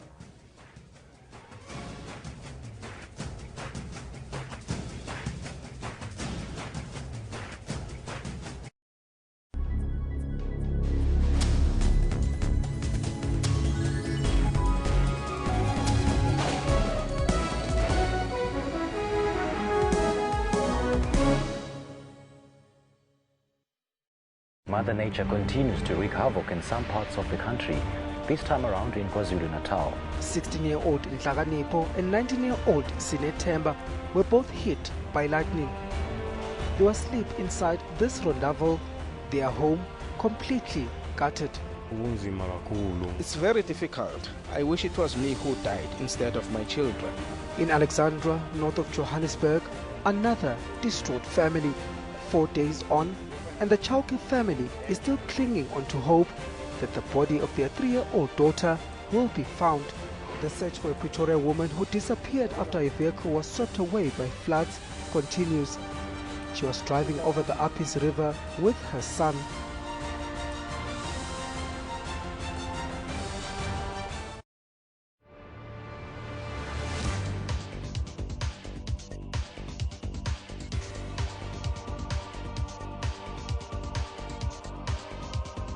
The Orange River is South Africa's major river. It rises in the Drakensberg in Lesotho, known as the Senqu River. It flows through Free State via Van der Kloof Dam, Eastern Cape into Gariep Dam, Northern Cape and Richterveld Transfrontier Park, which is part of Namibia. Orange River is 2,090 kilometers long. It finally flows into the Atlantic Ocean at Alexander Bay.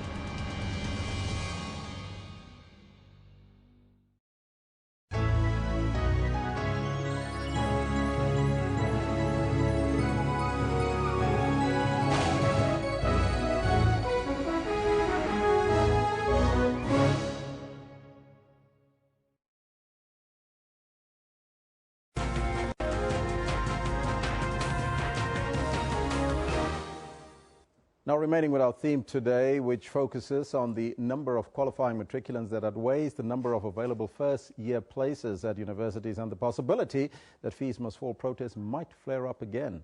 Earlier, we spoke to the CEO of University South Africa, Dr. Ahmed Bauer, and asked him about the number of matriculants that have applied compared to the space that is available in various universities. He also touched on the possible student protest. We could do much better. I mean, and that's the bottom line. But at the same time, I mean, I think that what we have seen in recent years is a massive increase in the number of students in the TVET sector. Yeah. So there's definitely a change that's taking place. It seems to me, at least, that the big message that we have to get out is that, that the prestige of being at a university is not necessarily the only way for young people to get into the labor market. Yeah. And we're actually asking our viewers this question, and maybe you can answer that question quickly. We run a poll, and the viewers think, no, it's not a guarantee, but we're asking them, is a university degree still a guarantee of success? Yes. The majority of people say no. What do you think? Well, I think that it's not the only way to success. But what is, of course, clear from the statistics that we have, and in particular from Stats SA, is that the unemployment rate of graduates is considerably lower than the unemployment rate of young people who do not have university qualification. But Dr. Bauer, what are the alternatives for students that don't make it to university? Because people would think, if I don't get into university, it's all over for me. Yeah, look, I think there are 3 or 4 options, right? The one is certainly to look at the fantastic opportunities that are available at the TVET sector. I mean, so, universities don't offer programs on boiler making and, electricians and technicians and so on, tourism specialists and so on. And those are offered in the TVET sector. So I think that there's this very big set of opportunities there. So that's the one. The second is that there are other colleges that are available. There's the agriculture colleges, which again are extremely important. As food security is probably the biggest challenge we face in South Africa. The other sector is the nursing colleges that are available and so on. And of course, there's also the private sector colleges that are available. And look, there is a third option. Yes. And the third option is the one that, you know, I had to resort to when I was a young person. And that was to get into the labor market, to begin working in a fairly low-paying job, and then to study through UNISA, you know, and to pick up courses through UNISA. And we mentioned that earlier on. It's maybe starting off with something, even volunteering your services in order to gain that experience before you get into the workplace, and then, of course, take that next step. But if you had to give advice to a young student out there that didn't get into university and is now in a TVET college, what are the opportunities there? Because we have an NDP, a plan that is built on infrastructure, that we need all those tradesmen for this particular country. Correct. And those are areas in which we are desperately underproducing. So, you know, if young people are thinking not just about their interests, but also about what will give them an entry into the labor market, then they have to look at those options. I had a brain surgeon once telling me he would rather become a plumber because the plumber is charging more per hour than the brain surgeon. Now, there is also the issue of online registrations that some feel is a bit, it's a problem in terms of how to enroll into universities, because most universities do not accept walk-ins anymore. How do we overcome that for students that don't even have access to the internet, especially in rural areas? Yeah. Look, all the universities have moved towards online registration, but applications. But all the universities have also made available opportunities for students to apply either by paper or to go to centers where facilities are available for young people to apply. Yes. And I think that, you know, I suppose the important thing for us to remember here is that the online application systems is not so much to exclude people, but really to provide the opportunity for us to avoid this mad rush that we have at the beginning of every year. And I think most universities have succeeded in preventing, you know, the kind of chaos we used to have before. Now, 2016, we've seen the Fees Must Fall protests. Moving to 2017, a possible student protest again, probably for this year. Will you be able, as the universities, to be able to avoid this? Yeah. Look, we're working very hard, and you know, and there are a number of processes that are underway to try to understand how to arrive at some level of, some kind of approach that will prevent us from ending up in the chaos we had last year. You know what? One of those, of course, is this very interesting set of meetings that have been convened by the Nelson Mandela Foundation, led by the former Deputy Chief Justice Dikgang Moseneke. Where we've been engaging, first of all, within the sector, and then with parents, and then with students, leaders of the Fees Must Fall campaign, and so on. And what's emerging, at least for me, is the level of consensus that, you know, that will, I think, begin to allow us to move forward. Have you engaged the leaders specifically, the ones that's driving this process, and how far are we from a fee-free education system? So look, let's be clear. Let's be clear about what the kinds of consensus are. The first is that I think everybody agrees that you can't have a higher education system that's not affordable for the majority of South Africans, and that's something that we have to think about, and over the next 5 to 10 years we have to deal with that. The second issue is that no young person who is admitted to university on merit and who cannot afford to study, everything should be done to allow that student to study. There's full agreement on that.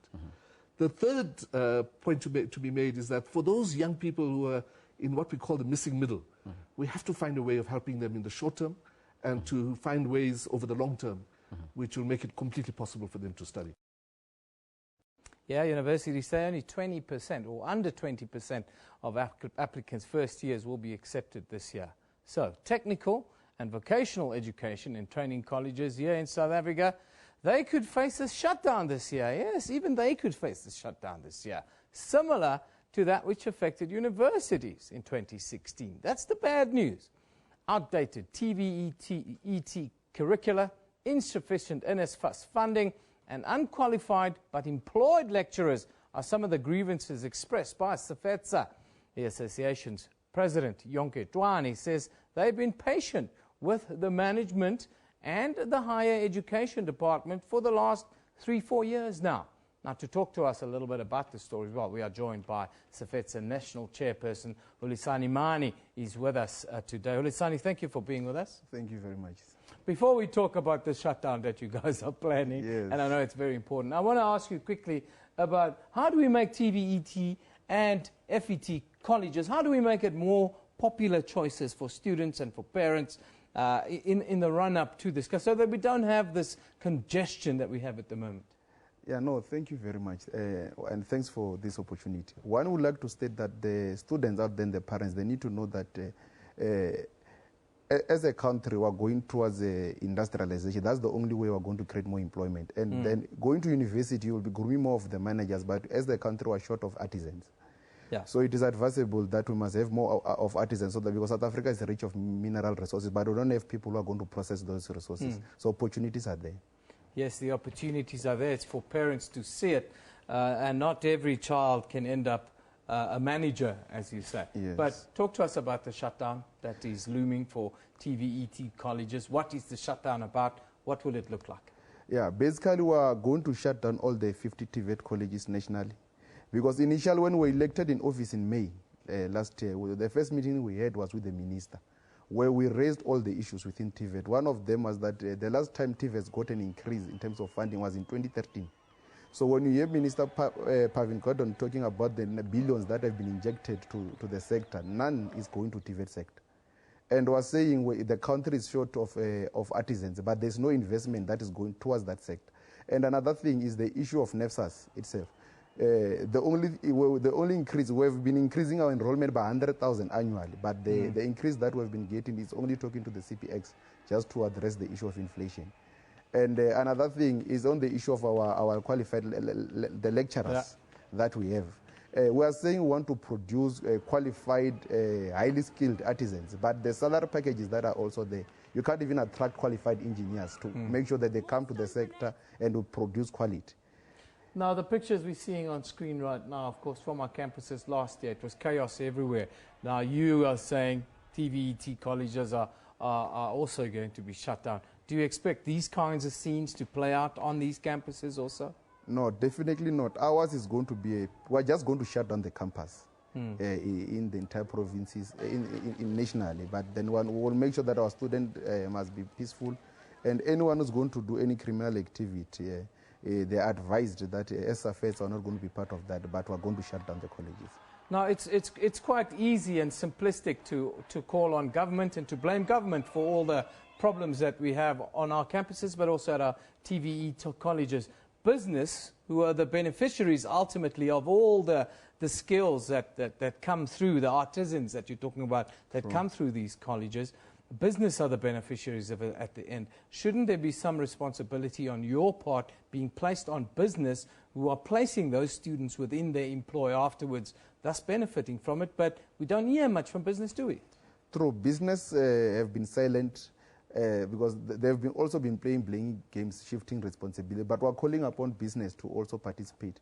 But our main challenge with government is that you have institutions like CITAS, MQA, who are sitting with millions that they're supposed to distribute to TVETs. I know MQA, Mining Qualification Authority, they are supposed to distribute around 1,000 bursaries. But this is their last quote. They have not distributed that money. So there are institutions within the department that are sitting with money, but our students are suffering on the ground. And do you see enough businesses employing people from TVET colleges and from FET colleges? Do they respect the qualifications that students get there enough, or don't they? No, they don't respect it, because you hardly see any advert that speak to the qualifications that are within TVET. Simply meaning that TVET has been undermined not only by government but also by private sector. How do we change this attitude? How do we get people to understand that this is actually the future of South Africa? The change in the entrepreneurial spirit, the change in an understanding that we need more artisans, that we need to make stuff, we need to build stuff in South Africa. How do we get business, government, even the students to understand the importance of this? I think the most important thing, we need to have a partnership with business. Basically, business must be the one that tells us which skills are they looking for, so that when government, TVET sector decide to implement curriculum, it speaks directly to the needs of business.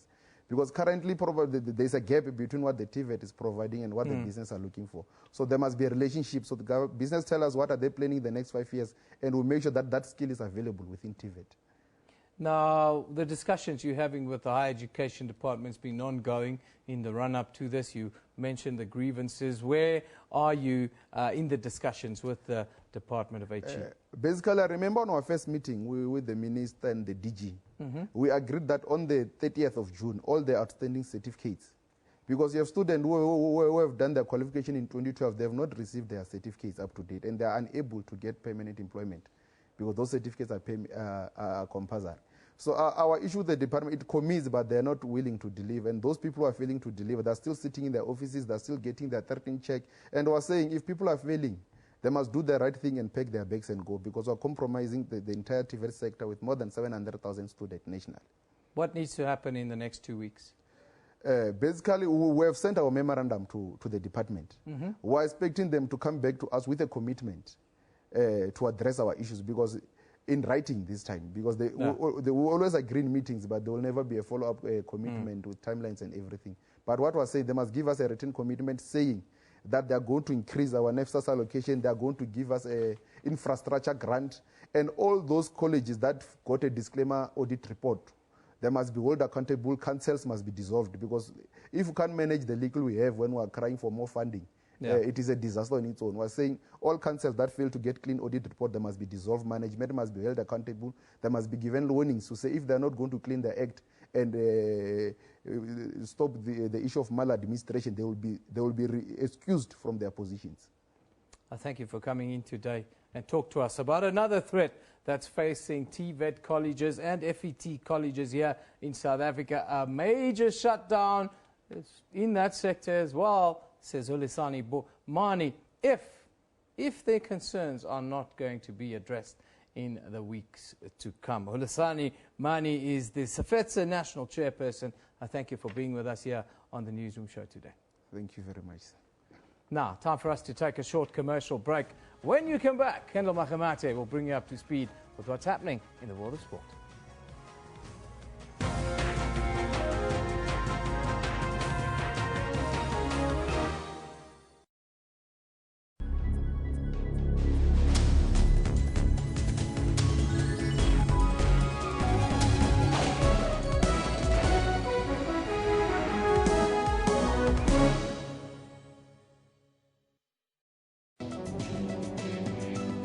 Hypertension is the condition where the blood pressure, the pressure in the blood vessels, it goes up. We often come out at the top of the ladder having the worst numbers. And I think that's because we almost have what I can call a perfect storm of high blood pressure risk factors. If you are diagnosed with hypertension, you just have to continue taking the medication for the rest of the life. Because we try and reintegrate them and we try and retrain their abilities to be part of social society. We do a lot of work trying to educate people, trying to encourage and motivate people to lead a healthy lifestyle. So what a healthy lifestyle means from a blood pressure point of view is obviously the more active you are and the better your heart is, the more fit your heart is, and the better condition your blood vessels are. Catch Health Talk every Saturday from 9 to 10 with Dr. Sillo Mutawu.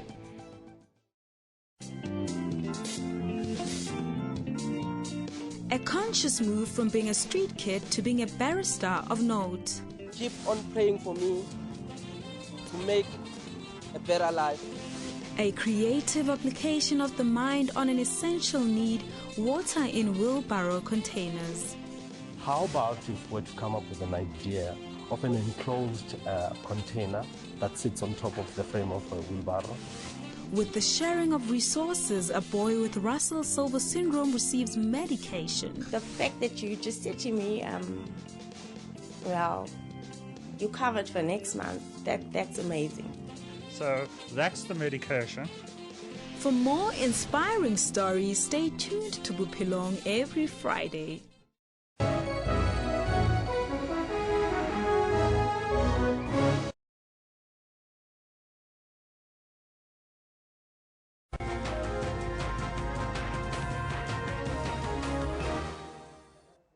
Good morning, welcome back. Time for the sports. My name is Kendall Makamate. Now, Mamelodi Sundowns Club President Patrice Motsepe has revealed that he will not hold on to Keegan Dolly should an offer that meets the player's buyout clause be proposed. Dolly and Sundowns have been involved in a contractual dispute, but the matter was resolved when the PSL Dispute Resolution Chamber ruled in favour of the club.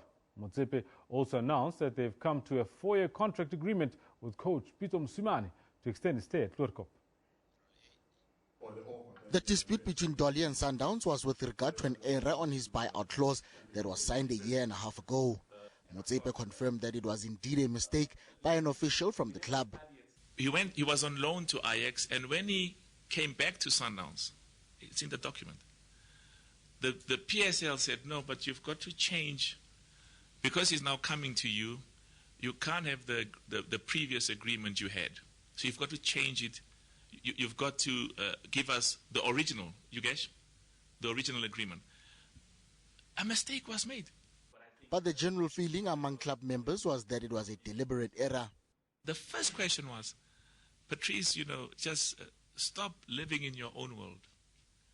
The person who changed it from 10 million to 5 million was given something. There is still interest on the player from European teams.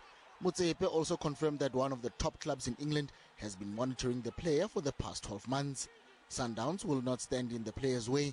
However, interested parties must meet the buyout clause agreement. For the club president, it's a matter of principle. How they treat some of the North African clubs who go to Europe, we know what's going on there. They offer them prices that are European, and they treat them with a degree of respect. So we say to these people, we will engage you. We are not from some, poverty-stricken country that will take every offer that comes off your table. Treat us with respect, because we will treat you with respect as well. Pito Mosimane will remain at the club for the next 4 years. Although he renewed his stay, that does not rule out a possible return to Bafana Bafana for the 52-year-old should he receive an offer from SAFA to replace Shakes Mashaba. Lebahan Tube, SABC News, Johannesburg. All right, now we've just had the story where we were hearing what Mamelodi Sundowns, Patrice Motsepe, the chairman, had to say about all that happens with Pito Mosimane and so on and so forth. What we're going to bring you now is a story that we've called Motsepe. Now, where Motsepe speaks specifically to Pito Mosimane himself. Now, in that story, we find out where Motsepe does say that he believes that Pito should be allowed to go. He admitted himself that he will release Pito Mosimane if the South African Football Association wants him as the new Bafana Bafana head coach. He was speaking during the same press conference at the club's headquarters yesterday. Motsepe also confirmed that Mosimane had extended his contract with the club for another 4 years. While extending his contract, Motsepe also added that should Bafana Bafana come calling for Pito Musimane's services, he would let him go. If Bafana wants Pito, of course Pito must agree. It can't just be a situation like that. For us at Sundowns, it has always been about South Africa first. In everything we do. Whether it's football, whether it's business, in anything we do, it's South Africa first. And then comes, Mamelodi Sundowns, and then comes what are the interests of the Motsepe family. So that is the most important obligation for all of us, okay, for me particularly. However, Mosimane has distanced himself from the job as he wants to turn the Brazilians into a dominant side in Africa. The Brazilians will return to training on January 18th for the second half of the PSL season. Now, fantastic stuff there. We're now going to talk about David Visa and Marchant Delanga, who have become the latest South African cricketers to forgo future national team selection after signing co-pack contracts to compete in county cricket. This does bring to an end, a rather abrupt end, their international limited overs careers. The 31-year-old Visa, a fast bowler, has played 20 T20 matches for South Africa and 6 one-day internationals, but is no longer eligible to play for the country after penning that 3-year deal with Sussex. Delanga could join Glamorgan with negotiations between the fast bowler and the English county at an advanced stage. The 26-year-old Delanga has played 2 tests, 4 ODIs and 6 T20s for South Africa in an injury-plagued career. And now Riley Rousseau and David Visser will still be available for domestic cricket in South Africa should they be selected. And that's where we leave it with the sport for this hour. We'll be back with a whole lot more in the next, where we'll also talk about the BMW South African Open. That's the golf. Up next is the weather with Titz Monar.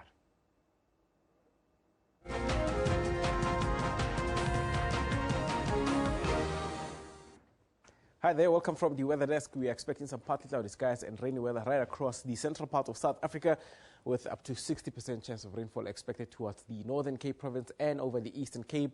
For the SADC regions, stronger chance of rainfall expected there, right from Namibia through Botswana and all the way towards the southern part of Zambia. Tomorrow, also similar conditions in terms of rainfall. It becomes a lot stronger towards the southern part of Zambia and the northern part of Zimbabwe and all the way into Malawi. Do also expect rain right across Madagascar, especially towards the southern part of Madagascar. Some partly cloudy skies continuing up across the northern part of Namibia and even into the southern and the central part of Angola. South African Weather Service warns of veld fires across the West Coast District and also possibilities of severe thunderstorms just here over the southern part of the Free State province into the Northern Cape and over the Eastern Cape province. You please be extra careful along those parts. Quite a hot day for Upington at 36 degrees, 25 for Pretoria and Polokwane reaching a maximum of 18. Rainy weather right across the eastern sides of southern Africa up towards Mozambique and even into Madagascar. 28 for Bulawayo, 31 for Beitbridge and Maputo reaching a maximum of 29 degrees. And rainy conditions continue just up until the DRC, but some sunny skies start to develop towards Bangui, Juba and over Addis Ababa. Addis Ababa being one of the coolest ones at a maximum of only 21, 29 for Mogadishu and 32 towards Mombasa. The central part of Africa is going to be quite dry from Chad, Niger, going towards Mali. A bit of rain for the northern part of Algeria, and that will persist right throughout the night into tomorrow. Your Wednesday could be quite rainy towards Gabon, Egypt, and all the way into some part of Algeria. Tripoli is at 12 degrees rather. 12 also for Benghazi, and much cooler weather for Baghdad at only 8 degrees. Basically the only one in single digits, but hot weather for El Fasher and Khartoum, 33 and 35 for both those. Marrakech is at 19 degrees, and some partly cloudy skies are coming up towards Tunis, Algiers, and Rabat. Rabat, in fact, will reach a maximum of 17 degrees, but the coolest one being Algiers, as it drops below 15 and it gets much cooler along those parts. Still very hot for Niamey and Bamako. Those never change, 36, 34, and also along the coast do expect some cloudy conditions but hot weather to remain towards Bakau, Dakar, and even to Conakry from 28 to 29, and Conakry ending off at around the 33 degrees. Lagos at 32, rainy weather for Abidjan, Accra, as well as over Lome. We are expecting those rainy conditions to persist for the rest of the day. That's it from the weather side. Do stay tuned. There's lots more here to come on the program.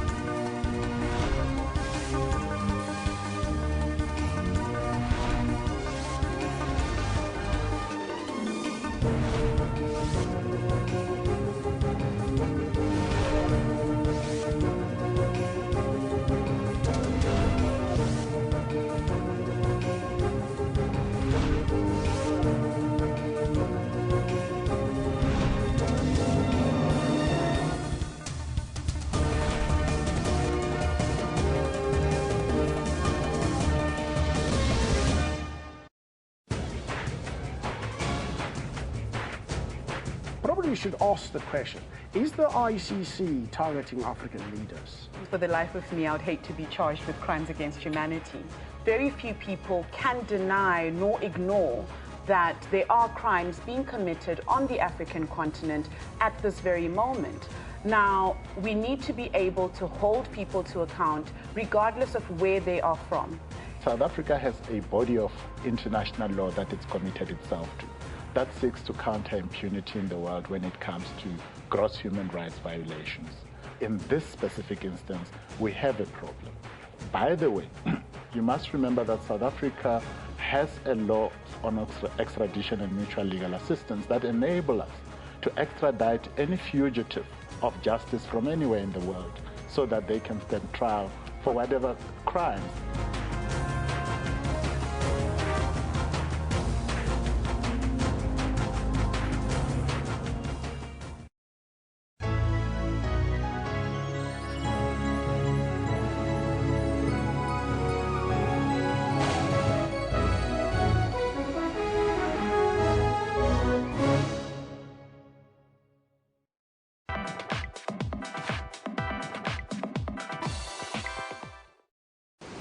Constantly moving, constantly changing. The Alexandria Dunefield system is extremely dynamic, with sand being continually blown in, building up and traversing inland. Some 375,000 cubic tons of sand is deposited into the dune fields each year. It's the largest and least degraded coastal dune field in the southern hemisphere. Well, we couldn't have chosen a better day to see sand in motion. Often described as a sea of sand, the Alexandria Dune Field is approximately 80 kilometers long, about 4.5 kilometers wide at its widest areas, and it covers a total distance of about 15,500 hectares. It is continuously changing throughout the seasons. Now in winter, it's predominantly our westerly or southwesterly winds, and the dune field is an important bird breeding habitat area. We have dune pockets of isolated vegetation patches where we're fortunate to have the endemic hairy-footed dune gerbil that assists with seed dispersal. We have the endangered oyster catchers and Damara terns nesting in season. In our summer months, we have the Siberian peregrine falcon that visits over summer. We've had various sightings of leopard on the dune fields. And it's also a very important aquifer area, large bodies of fresh water that is used to service the surrounding communities, as well as play an important role in the marine ecology. This protected area is also home to many archaeological sites. Right here we're at a cultural heritage site. It's an old shell midden. This one particularly dates back over 5,000 years. We have amongst us artifacts that some of them dated back 2,000 years. We know these dates from examining, if I look at this, a piece of pottery, we can see that it was fired and it was probably used to house water that the Khoisan used to travel with, which allowed them to stay on the dunes for longer periods of time while they were harvesting shellfish. They also brought, like this stone. This stone was brought to make tools. On the beaches we don't have hard igneous stones, we have mostly these sandstones. So these rocks were imported to the area that they used to travel with in order to try and make tools with them. In the later years we found fragments of bone which indicated small mammals. Either the Khoisan brought domesticated animals with them or they hunted small mammals in and around the dunes and the thickets.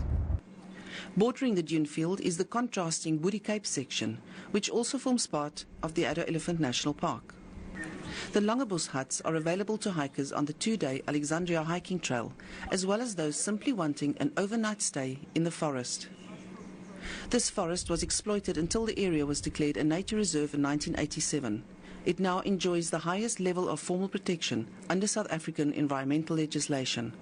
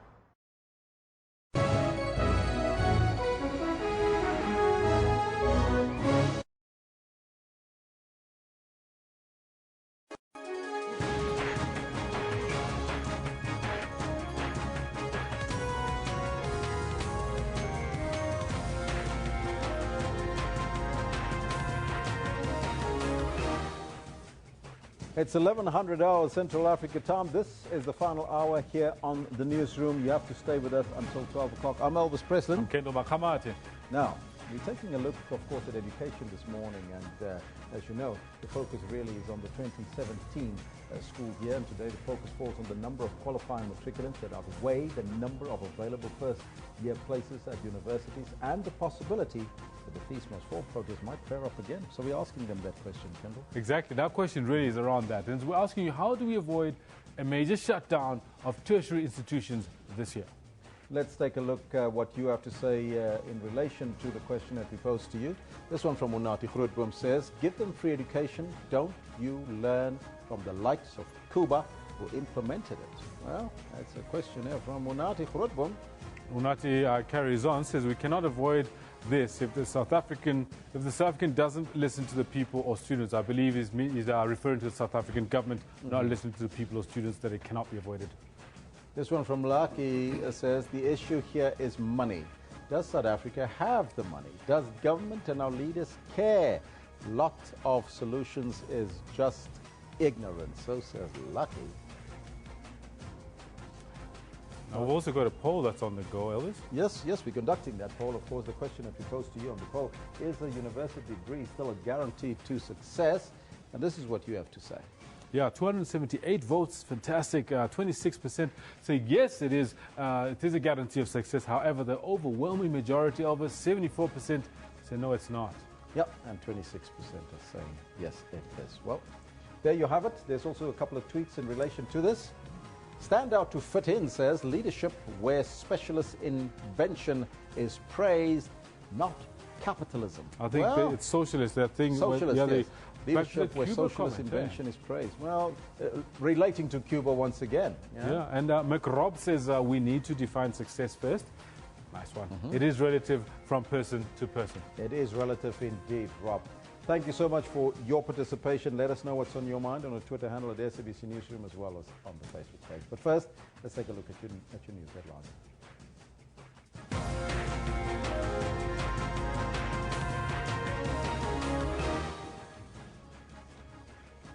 In just a moment, the Department of Transport will be releasing the festive season road death toll. The National Student Financial Aid Scheme is currently holding a media briefing in Pretoria. And ANC veterans will today brief the media on what they think of the ANC January the 8th statement held over the weekend. Now, those are all your headlines. Before we get to the news, let's find out from Kendall Makamate what's happening on the sports front. Elvis, thanks very much. Quite a lot happening on the sports front, both in cricket as well as in golf. Good morning to you. This is what we've got for you for 11:35. Should we still be on air? First up, South African cricket bleeds more talent as the Copac exodus intensifies, with David Wiese and Mashanta Langa choosing county over country. He's left a huge gap in our bowling attack. And Cricket South Africa released their review findings and highlight talent retention as a key objective. If Bafana wants Pitso, of course Pitso must agree. It can't just be a situation like that. For us at Sundowns, it has always been about South Africa first. Now, Sundowns boss Patrice Motsepe reveals that he would let Pitso go if he got a Bafana call-up.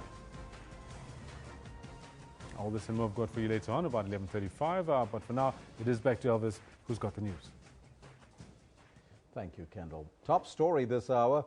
The National Transport Minister, Dipuo Peters, will officially release the 2016-17 festive season road crash and fatality figures today, in a short while, that is. The Road Traffic Management Corporation and the Transport Minister will host a media briefing in Midrand, north of Johannesburg. At the last count in December, done just before Christmas and the New Year weekends, the fatality figure was almost 900 people that died on our roads. Last year's figures saw a 17% increase in road deaths. So as soon as that link is up and running, we'll go there live to bring you the latest from that presser. The Department of Social Development and the National Student Financial Aid Scheme are expected to hold a joint media briefing today, led by the Minister of Social Development, Bathabile Dlamini.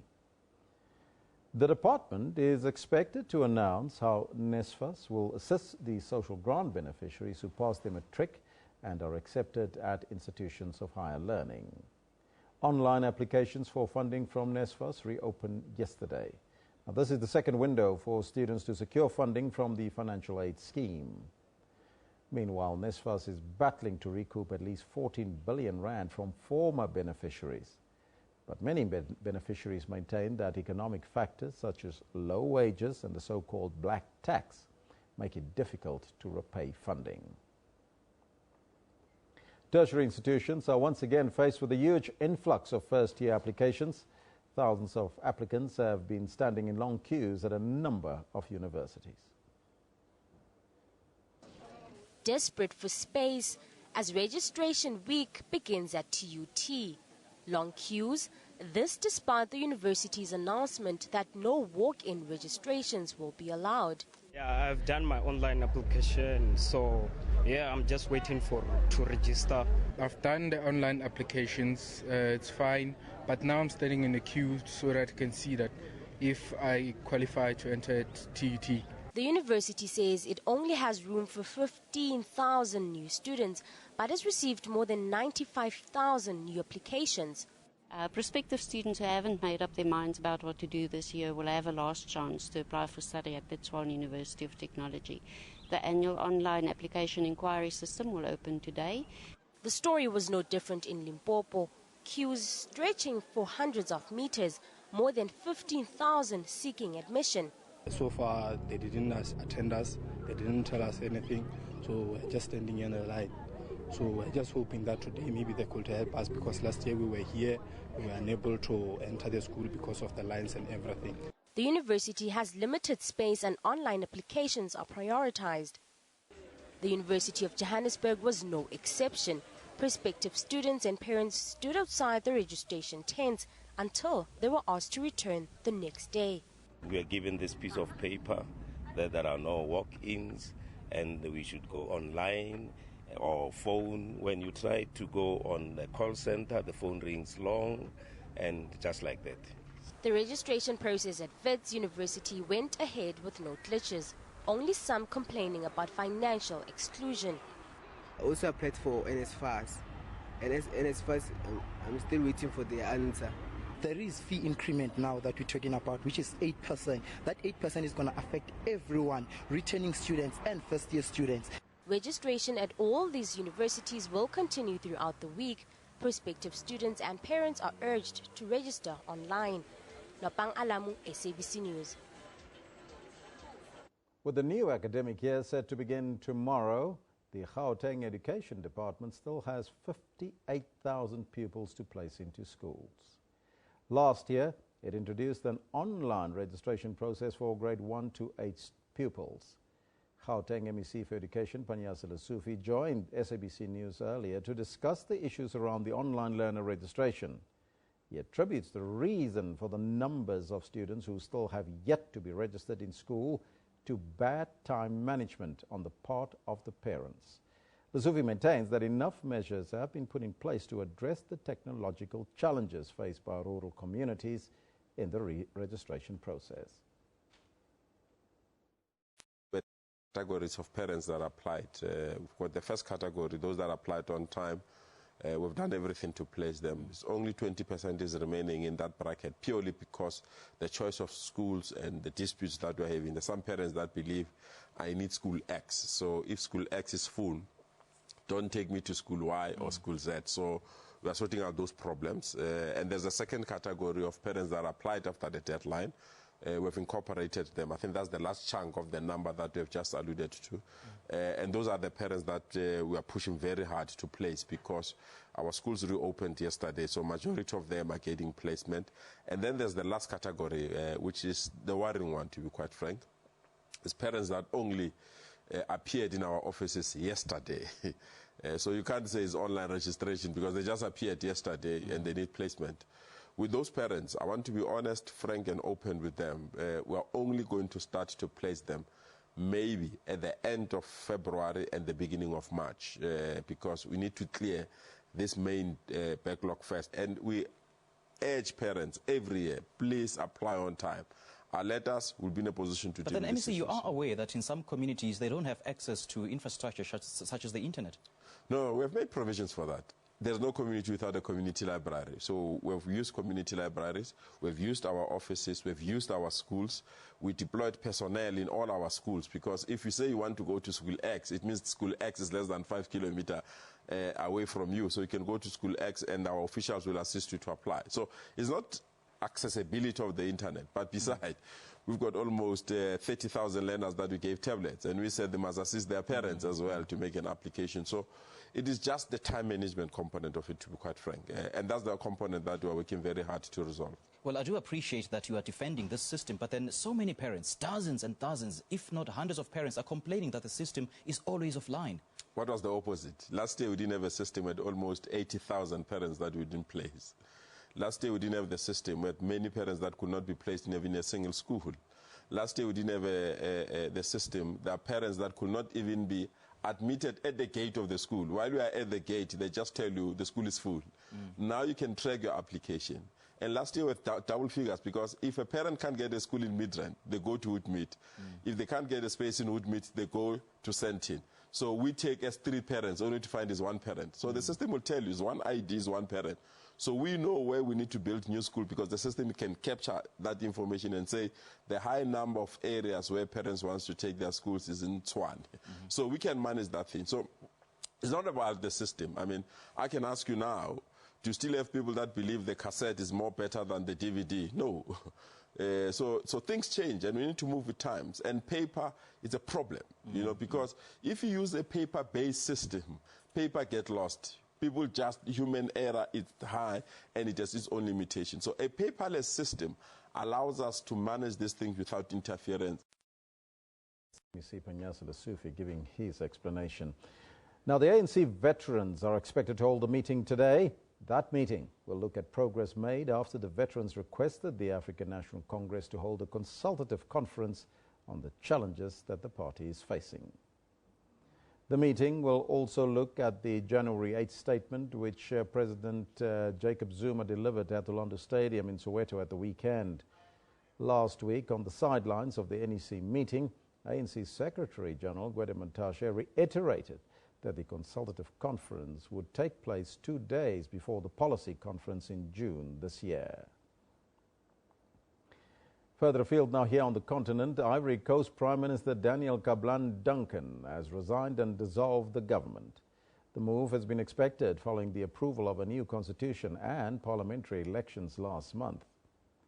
Duncan resigned along with his government a day after a short-lived army mutiny over the weekend. The resignations paved the way for the implementation of measures contained in a new constitution. Meanwhile, calm has returned to the streets of the country's major cities after a deal was struck between the mutinous soldiers and the government over the weekend. The president of the Ivory Coast, Alassane Ouattara, is expected to name a new prime minister today. Let's now come back home and take a look at what's happening on social media. And we start off with hashtag road deaths. As you know, the official announcement of the amount of deaths on our roads during the festive season is set to be given out shortly. We'll keep that monitored and let you know what's the latest there. Then in Cape Town, heroes. Many are voicing their support for the firefighters who have been working long and hard to put out the fires across the Cape. This cartoon just sums up that support. Look at that. Your true colors are shown. There it shows you a little man with the Superman, the fireman is Superman, giving him something there. Then South African football fans are still talking about Mamelodi Sundowns chairman Patrice Motsepe, who has confirmed that the coach Pitso Mosimani's contract has been extended for a further 4 years. And let's see if he can win some more awards there. Then many people are not amused with the latest bizarre trend, the dead pose, and they are calling for hashtag dead pose must fall. Some saying that it is insensitive and death is not something to make a mockery of.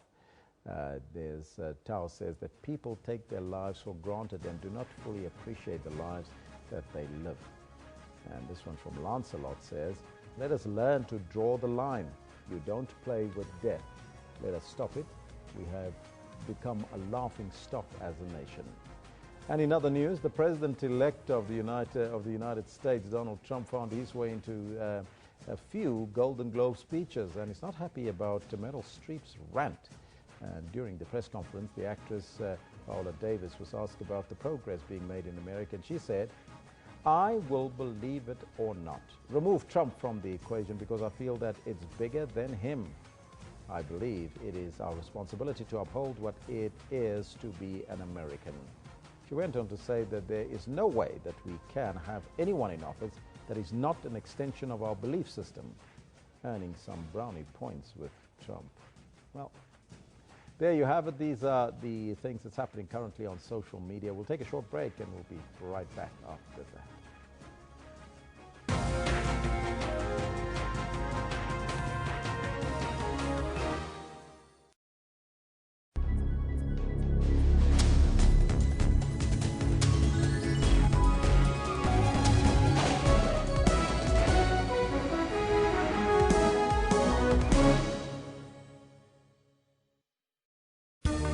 Water-wise, water is an essential need. The scarcity of it could lead to loss of many lives, including livestock, plants, and much more. It requires us to use it sparingly and responsibly in times of need, failing which our taps and sanitation will not function. For more on water and weather issues, stay tuned to News Today, every Friday at 4:45 Central African Time. SABC News, making you water-wise. It was bound to be an interesting debate with Donald and Hillary, him not even having bothered to prepare. So he was flying on instinct.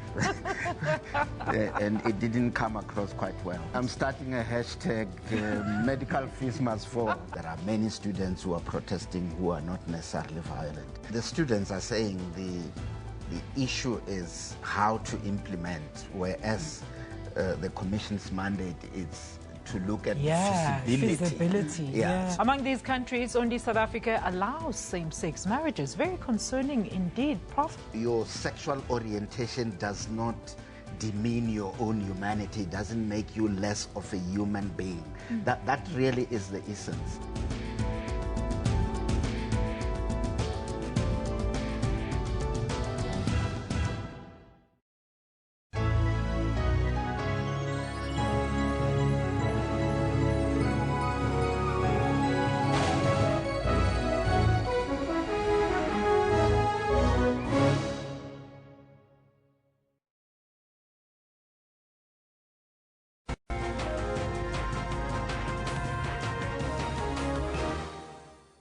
Now, yesterday, NSFAS opened a second application window for prospective and returning students who require funding for tertiary institutions. NSFAS spokesperson Kagiso Mamabolo spoke to SABC about the newly opened application process and period and echoed sentiments expressed by the Gauteng Education MEC Panyasala Sufi about the efficiency of online application and registration. We haven't experienced any difficulties. We started on a very short, very soft start. We were experiencing between 5,000 to 6,000 users per second on our website, and we do anticipate that that number will increase.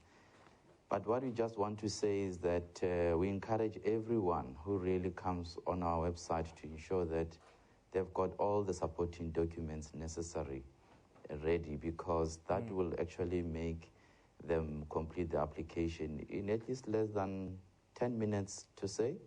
But we haven't had anyone who stayed on our website for more than 30 minutes or more than 10 minutes yesterday. Kagiso, just give us a quick overview. This process, how long is it going to be open?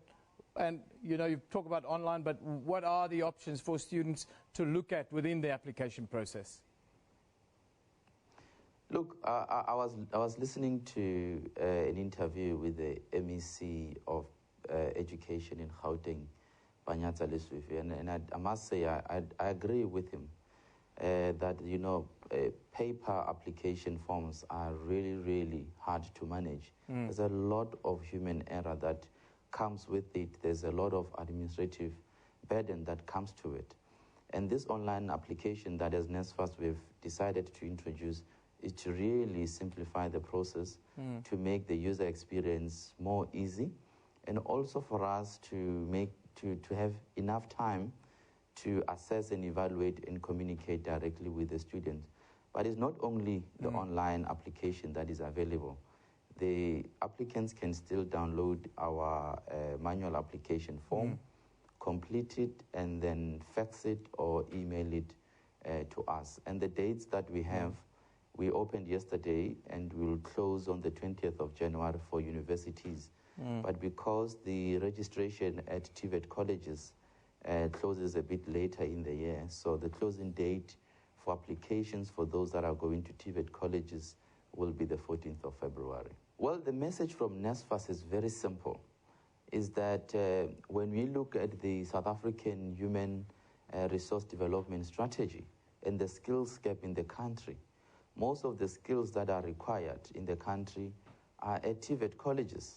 And that's why, as the National Student Financial Aid Scheme, working closely with the Department of Higher Education and Training, we are giving bursaries, not loans and bursaries, but bursaries to the students that goes to TVET colleges.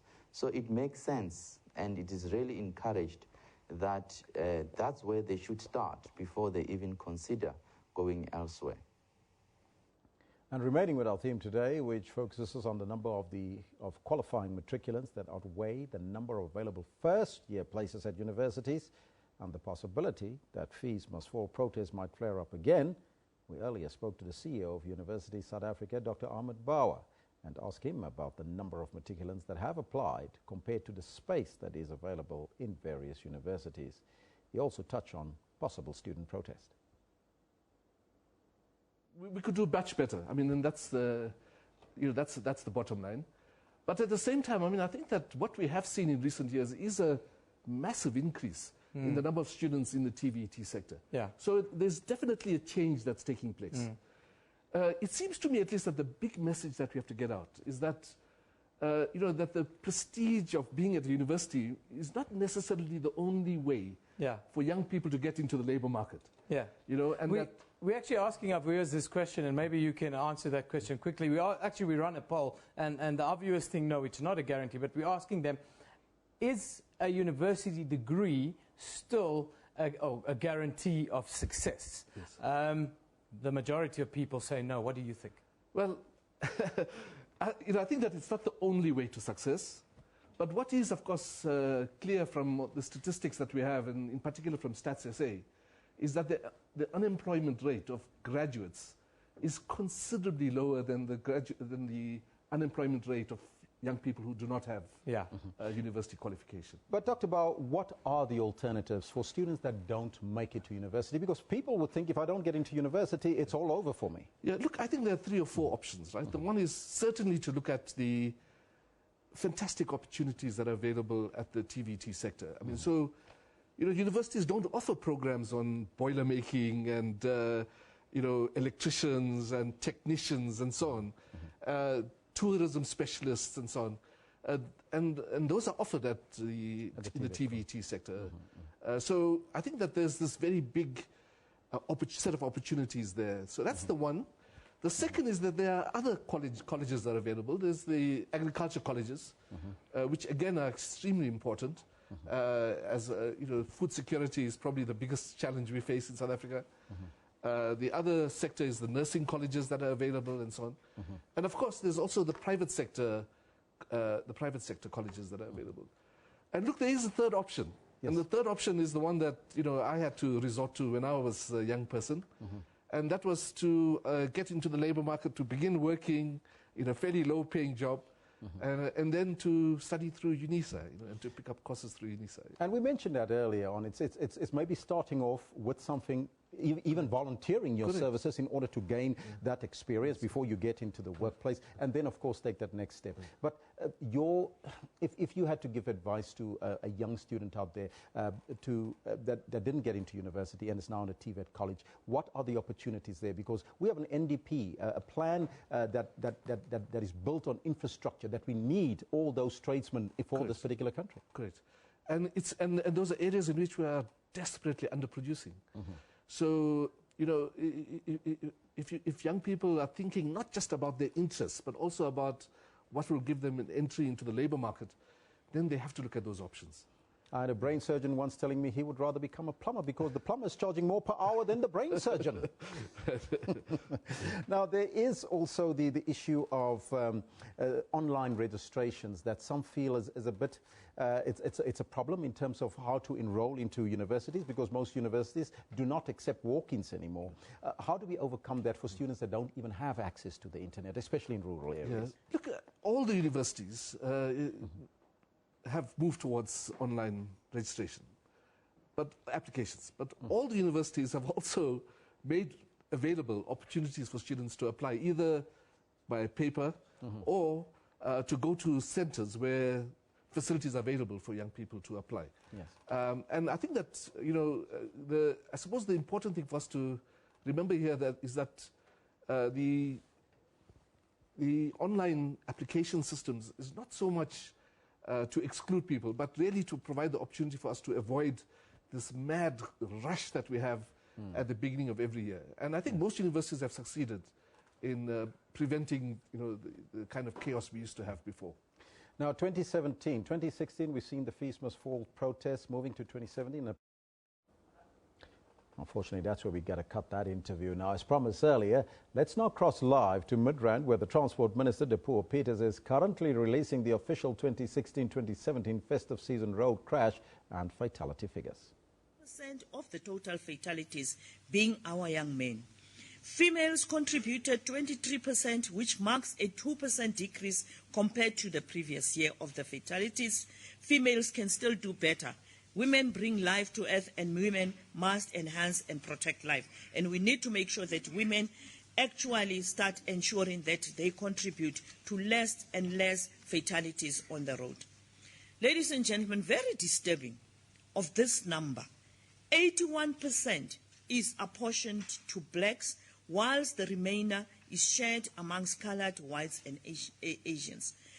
Light motor cars contributed 49% to the total crashes, followed by light delivery vehicles at a contribution of 18%, and minibus vehicles with a contribution of 10%. The taxi industry must do more to reduce the number of crashes caused by their vehicles.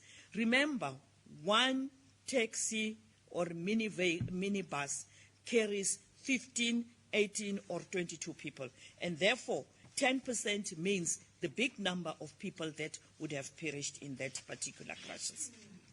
The Department of Transport published amendments to the National Road Traffic Regulations in November last year, aimed at regulating the transportations of persons in the load bay of light delivery vehicles for reward. The regulations will come into effect in May this year, and they will assist in the reduction of the number of passengers dying in collisions involving light delivery vehicles. Remember, on the LDVs at the back, there's no seat belts. So obviously, when people are involved in crashes in LDVs, they get thrown around like pieces of flesh, and it is important that we reduce that particular type of tendency. Less and less people must be transported in these light delivery vehicles. Ladies and gentlemen, necessary actions will be taken to turn the situation around. Building on the previous and recent experiences, the department will continue to improve its enforcement policies and strategies and upscale public safety campaigns. Specific interventions going forward are as follows: review existing legislative instruments to identify areas that need strengthening and further improvements, strengthen coordination and existing partnerships within government and outside government to maximize the impact of the public education and awareness programs, continue with endeavors to improve the state of our roads and public transport systems, take further steps towards the implementation of the driver license demerit system. Further technological innovations will be pursued, continue our engagements, and finalize with Department of Justice to introduce minimum sentences for negligent and reckless driving. We are seeking to reclassify drunken driving from a Schedule 3, which is less severe, to a more severe Schedule 5 offence, to ensure those who negligently cause crashes on the roads do not get bail easily, and spend time behind bars. And our cross-border operations will be strengthened to deal with the high incidence of cross-border minibus vehicles that are overloaded with both passengers and goods. Ladies and gentlemen, the arrest of a minibus driver from Zimbabwe who had 31 passengers in his vehicles points to the need to strengthen cooperation with our counterparts in the neighboring states. It is noble to recognize and thank those that have been law-abiding road users who made it to their destinations without any incidents. This they achieved by simply adhering to the rules of the road, driving within the set speed limit, buckling up, avoiding the use of cell phones while driving, using roadworthy vehicles, remaining calm irrespective of challenges confronting them on the roads, taking regular stops to avoid fatigue, and avoiding the use of alcohol while driving.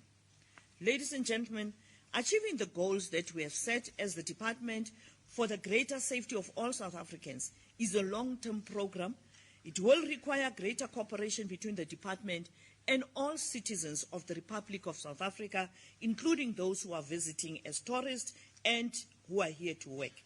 We have committed ourselves, and we shall achieve it by enforcing the law rigorously every day, ensuring that we act without fear or favor, and maintaining constant high levels of visibility on all hazardous routes. We take solace in our understanding that the rate of increase in fatality was brought down due to urgent interventions that were implemented after the meeting of December 20 with heads of departments and traffic chiefs. Indications at that moment were that we were facing an onslaught of unprecedented proportions, and we agreed to release resources to struggling provinces, intensify road safety communication and education campaigns, and strengthen monitoring of our law enforcement operations. These interventions helped us to contain the situations against incredible odds. Indeed, the experience of 2016-17 festive season have proven what the Nigerian author Ben Okri observed when he said, and I quote, "The most authentic thing about us is our capacity to create, to overcome, to endure, to transform, to love, and to be greater than our suffering." Close quotes. We will now begin the task of planning for the next peak travel period by ensuring that we allocate resources appropriately, that we plan and manage over time, and we reduce fatalities every day of the year. We will use every day and every weekend as preparation for the peak periods. We will not lose the momentum created by the efforts we put in this festive season. The Department will continue to implement ongoing campaigns to ensure that we significantly reduce the fatalities by the end of the United Nations Decade of Action for Road Safety campaign in 2020. Though the picture seems bleak and the hope for those who lost their loved ones may dwindle, we remain steadfast in our commitment to confront lawlessness and rogue usage of our roads. We will forever be inspired to tell the truth, no matter what the circumstances might be. Let me once again reiterate what our fellow freedom fighter Amika Cabral once said, and I quote, "Hide nothing from the masses of our people. Tell no lies. Expose lies whenever they are told. Mask no difficulties. Mistakes, failures. Claim no easy victories." Close quotes. We all shoulder the responsibility as South Africans to ensure that we are always safe on our roads, as well as always jealously protecting one another. Remember the Sesotho saying that says, "Sichwarwa ke ntjapedi, ha se tlholo ke sebata." Together we shall win this battle, and I thank you.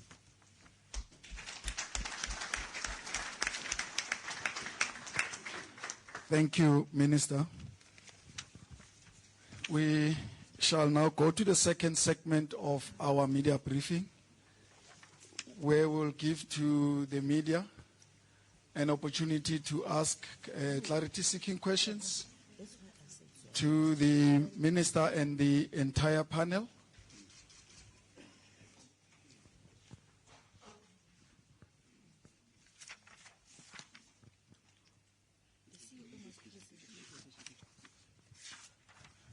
Beg your pardon, ladies and gentlemen, we shall take a presentation from the CEO before we give you an opportunity as the media to ask the questions. Over to you, CEO. Thank you, Program Director, Minister, DM, MECs, Chairperson, CEOs. This is just an extraordinary measure that we have taken to amplify what the Minister has already stated in a statement, but it will make things easier for us to then understand.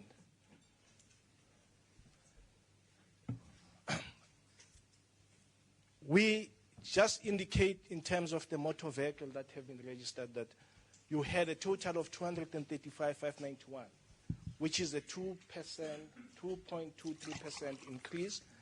Once you then include all the towed vehicles, it takes you to 2.163. What is the significance of this matter? You will then understand in terms of the law enforcement and managing the road network in South Africa requires. If you look at the percentages, you'll then realize that the most of the increase in the motor vehicles is in Gauteng, followed by Western Cape and KwaZulu-Natal. As the Minister has given the figures in terms of the highest increase, which will be in Limpopo, you'll then realize that the motor vehicle population increases about 5%. You need to just oppose the two and then begin to understand what we're dealing. But very significant with South Africans, which should then be told. In terms of the United Nations Decade of Action, when we report in terms of the fatalities and the crashes, we as South Africans, we report not only on the main roads or main arterial roads, we include even the rural roads as well as the municipal roads when the entire world does not do so. So it's very important that we begin to deal with this matter.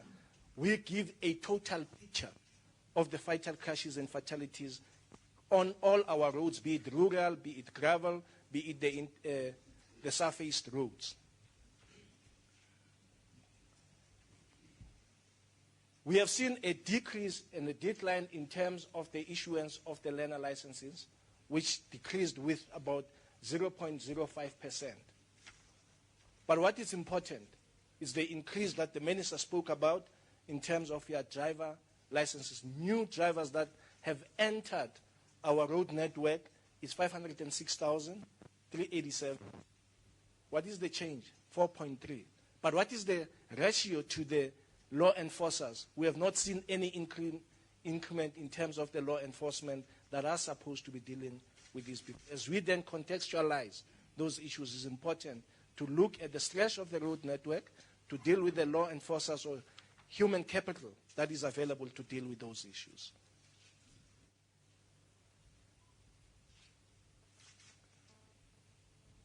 If you look in terms of the number of the PRDPs, professional drivers permits, which are used for those that are driving those public vehicles, we haven't had an increase of 2.64. Now, these are the people that have the PRDPs. The question is there anything professional in this in terms of the PRDPs? When people are squashed and smashed and killed in this fashion. Now, here for the media, we want to distinguish the two because there's always a confusion between the fatal crashes and the fatalities. We had this number last year of fatalities, 1,282. This year we have 1,353 crashes. There was an increment of 71, which represents 6%. Where did we have this increment of fatal crashes? We had them in KZN, Gauteng, and Eastern Cape. If you compare the previous year, we had the increase in these three provinces. But it does not translate to the fact that if you have highest fatal crashes, you will have highest fatalities. It doesn't work that way. When did these fatalities occur? Friday, Saturday, Sunday. And it's glaring that we have an extraordinary extended long weekends. You'll recall particularly the Boxing Day, the Christmas holiday, as well as the New Year. But we had a reduction in those days. That talks to the law enforcement that was intensified. We will then give this in terms of the crashes per day. They normally happen after 8 o'clock and mostly between 4 o'clock in the morning, 5 o'clock and 6 o'clock and 8 o'clock. This will account to the public transport. This is when most people are rushing to their work destinations. You had this. But these that are after 8 o'clock up to 10 o'clock, we're not too sure where are they from. Your guess is as good as our guess. Deal with the crash type. These are the accidents with pedestrians which have reduced in this financial year, as well as single motor vehicles that have overturned. But the head-on, you can see that we have an increase on this, but addressing the point that the minister was talking about in terms of the quality of our drivers on the road. The human factors have contributed 79.1%, vehicle factors 12%, and environmental factors 12.3%. We all know that this festive season was characterized by the inclement weather and very heavy rains, but still we still registered a reduction in this. This is where you're focusing. What is the number of fatalities this financial year? Last year we were sitting at 1,629. Where are we this year? We're sitting with 1,714, which measures an 85 increase, translated to 5%. Those that attended the media briefing by the minister on the 20th of December, we were already sitting at 1,200. And that's why the minister was then talking to the issue, had we not gone an extra mile to deal with the intervention, we're well heading for about 3,000 or 4,000 fatalities. So those interventions helped. And where did we register a significant decrease? Eastern Cape decreased by 20%, followed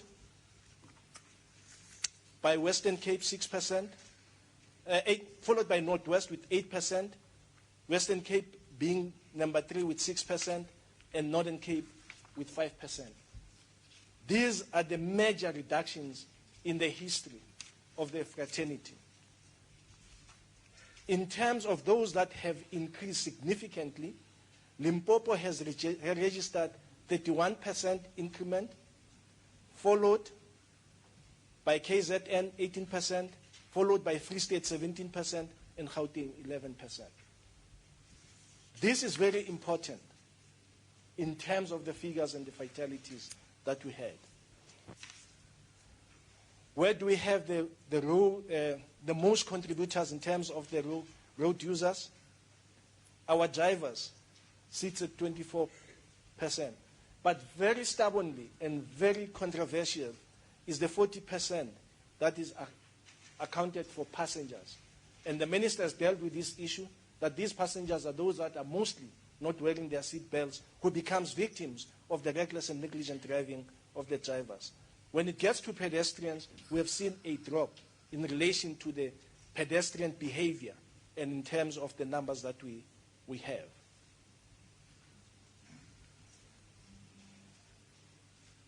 We were told that in terms, by Stats SA, in terms of the human population, females are greater in number, far exceeding males.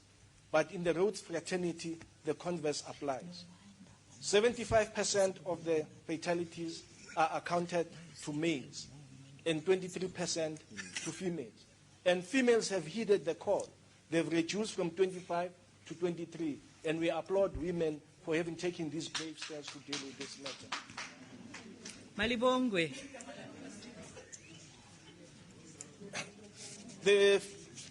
The fatalities, as per the race classification, 81% accounts for the black folks, while the remainder is shared between all these other numbers.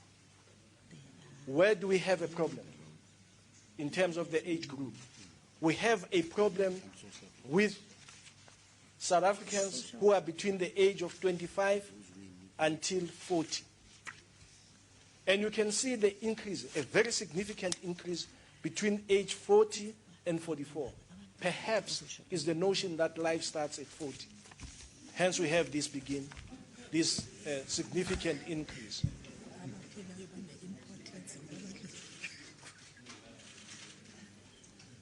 Well, I'm not too sure whether blessers are in this category or wherever, but it might be. They might be also in that. There's somebody called Mureki. But it might be a mixture. It might be a mixture of the fact that Agulalego Uma Unemali Oscar Bora Mureki, but it's a combination of the two. The distribution in terms of the fatalities per pedestrians per age, we'll then see this reduction. And Minister MEC was asking me, who is this pedestrian between the age of 4? Where is he or she walking? I say the umbilical cord tells the story where this 0%, zero age is. But the problem that we have is still between the age of 25 until the age of 44. Both pedestrians as well as drivers, we still have a problem within that age. Perhaps the dress code must change. Skinny jeans must not be in there. Six packs must not be in there. We might reduce this drastically. In terms of the cyclist, we are seeing an alarming increase, Minister, between the age of 30 to 34, as well as 40 to 44. It still has that problem.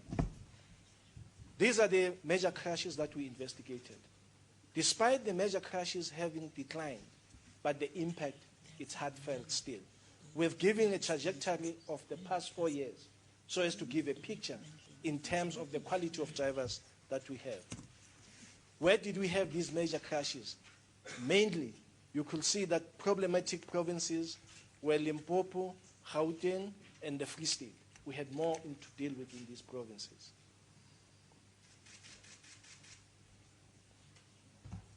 I will skip all these. What is important with these figures is that 90% of the fatal crashes are accounted to human behavior, in particularly drivers. So drivers in South African roads are a problem.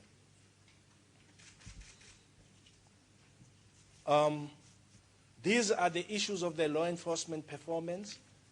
We will just run through them.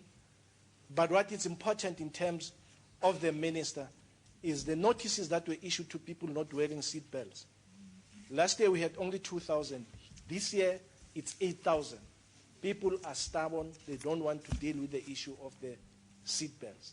This is really a worrying factor. We also have dealt with the issue of the vehicles impounded, despite the fact that we have reduced, but we have impounded a number of vehicles. Now, the province that was a shining star in terms of the vehicles that have been impounded is Mpumalanga. And we believe that we can still do more in terms of those that we have discontinued and impounded. And indeed, Minister, the NTP, we only have about 230 of the NTPs, but they overdone and overperformed all provinces. They hit 1,783 and discontinued those vehicles. So if the NTP, with the little number, can do this, what about the other 17,000 that is other in the provinces? And this gives a picture of the performance of the provinces. This tells the story on itself, how our traffic officers are performing in terms of, we just picked on one overload of goods. It's highly impossible that other provinces cannot deal with the overloaded goods when we see them day in, day out, that we have this high number, but we don't arrest such perpetrators. We have given the highest speeds that have been recorded on our roads, And Minister, we need to indicate that everybody is satisfied with the 40,000 fine that was imposed on the speedster as well as the suspension of the license. We are challenging the Department of Justice that the license should have been cancelled, Yes. not even be suspended, so that it therefore sends a message that is clear. These are the highlights. The Minister has talked about that in terms of one of our shining stars of a traffic officer who is dealing decisively with fraud and corruption, as well as one of the vehicles that was stolen discovered in the operations. Minister, also what is important, you will see that when we arrested some of our own, particularly in Northwest and in Gauteng, we're sending a message that traffic officers are not immune from fraud and corruption. But with these 5 ministers, we have approached the DPP as well as the Department of Justice. We also want to pursue those that gave them the bribe so that we charge them with fraud and corruption. It should not only be our law enforcers, because it takes 2 to tango. There's a corruptor and a corruptee. Until those that have given their 200 rands, which are unearned, also can get 10 years sentence on the fraud and corruption, we'll be sending the message through the country. Thank you.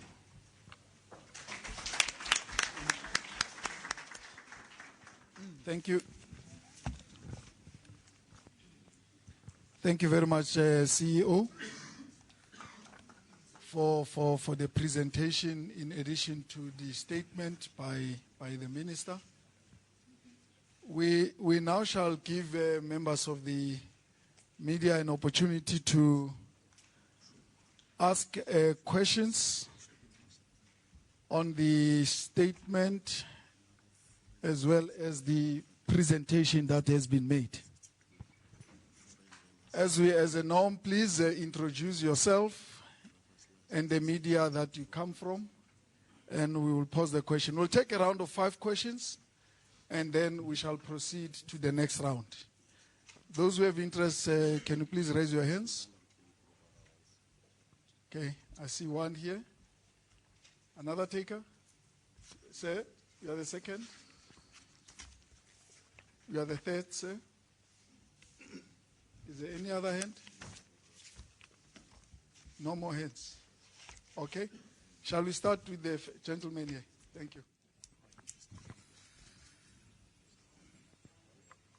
Good morning.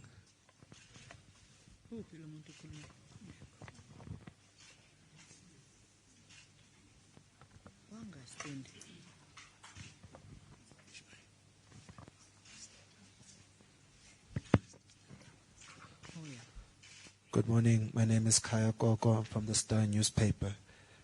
My question is for the Minister. You touched on the advertising that you've been doing throughout the festive season and prior to that, some of which is still ongoing. Would you mind telling the budget for the advertising, how much exactly that was? And the secondary part of that would be, in your view, do you think that the advertising campaign has been effective in changing the mindset of the South African drivers? If so, how so? If not, why not? Thank you. Second taker. If not, why not? That was a parliamentary question.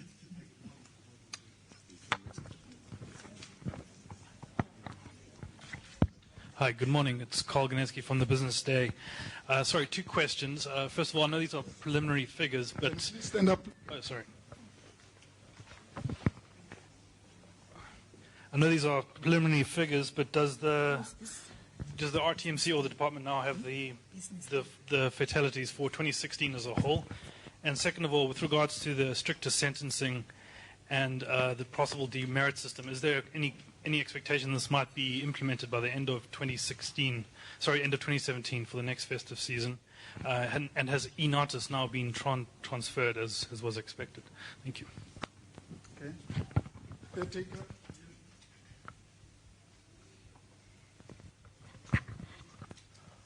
Hi, good morning. It's Kylie Kumalo here from ENCA. Minister, just to get your answers on these questions. The first one would be, in light of the figures that you presented today, do you believe that the country is winning a war against this insurmountable battle, as it were? And another issue that I just want to touch on is the issue of the seat belts. I mean, there is a bit of stubbornness when it comes to that. Are you perhaps looking at imposing harsher penalties? And the issue of reclassifying Schedule 3 to 5 for drunken driving, how is that process, and how long is it going to take just to ensure that harsher penalties are meted out? Thank you. Thank you. Minister, we have 3 questions in this round. Thank you very much for the questions from the 3 people. I'm not able to give you the actual budget as of now, because you'd remember we'll have to collate the information and look across all our agencies, because it's not only the department that is advertising, it's the RTMC, it's the Road Accident Fund, and it's the South African National Roads Agency Limited, and many others of our agencies. But also, remember some of the work that we are doing with the private sector. We will also have to factor in the cost of the private sector, in particular the work that we are doing with Engine and Trace Urban TV. So there's quite a lot of money that has been spent. Whether it has been effective, I can say yes. Remember, one of the focal points for us during this festive period was law enforcement and pedestrian focus, in particular education and awareness. And I'm sure that you could relate to the reduction in terms of the number of fatalities in terms of pedestrians. One of the areas that we have also introduced that I would want to say has given us results was the fact that we, for the first time, actually did even community outreach, door-to-doors, and spoke to our community members. In that way, we have also recruited them onto our side as advocates and ambassadors for road safety. I would want to give you an indication that part of the activations that we did with a hashtag RideWise, we met people at different points who were saying, we wish this could be an everyday thing.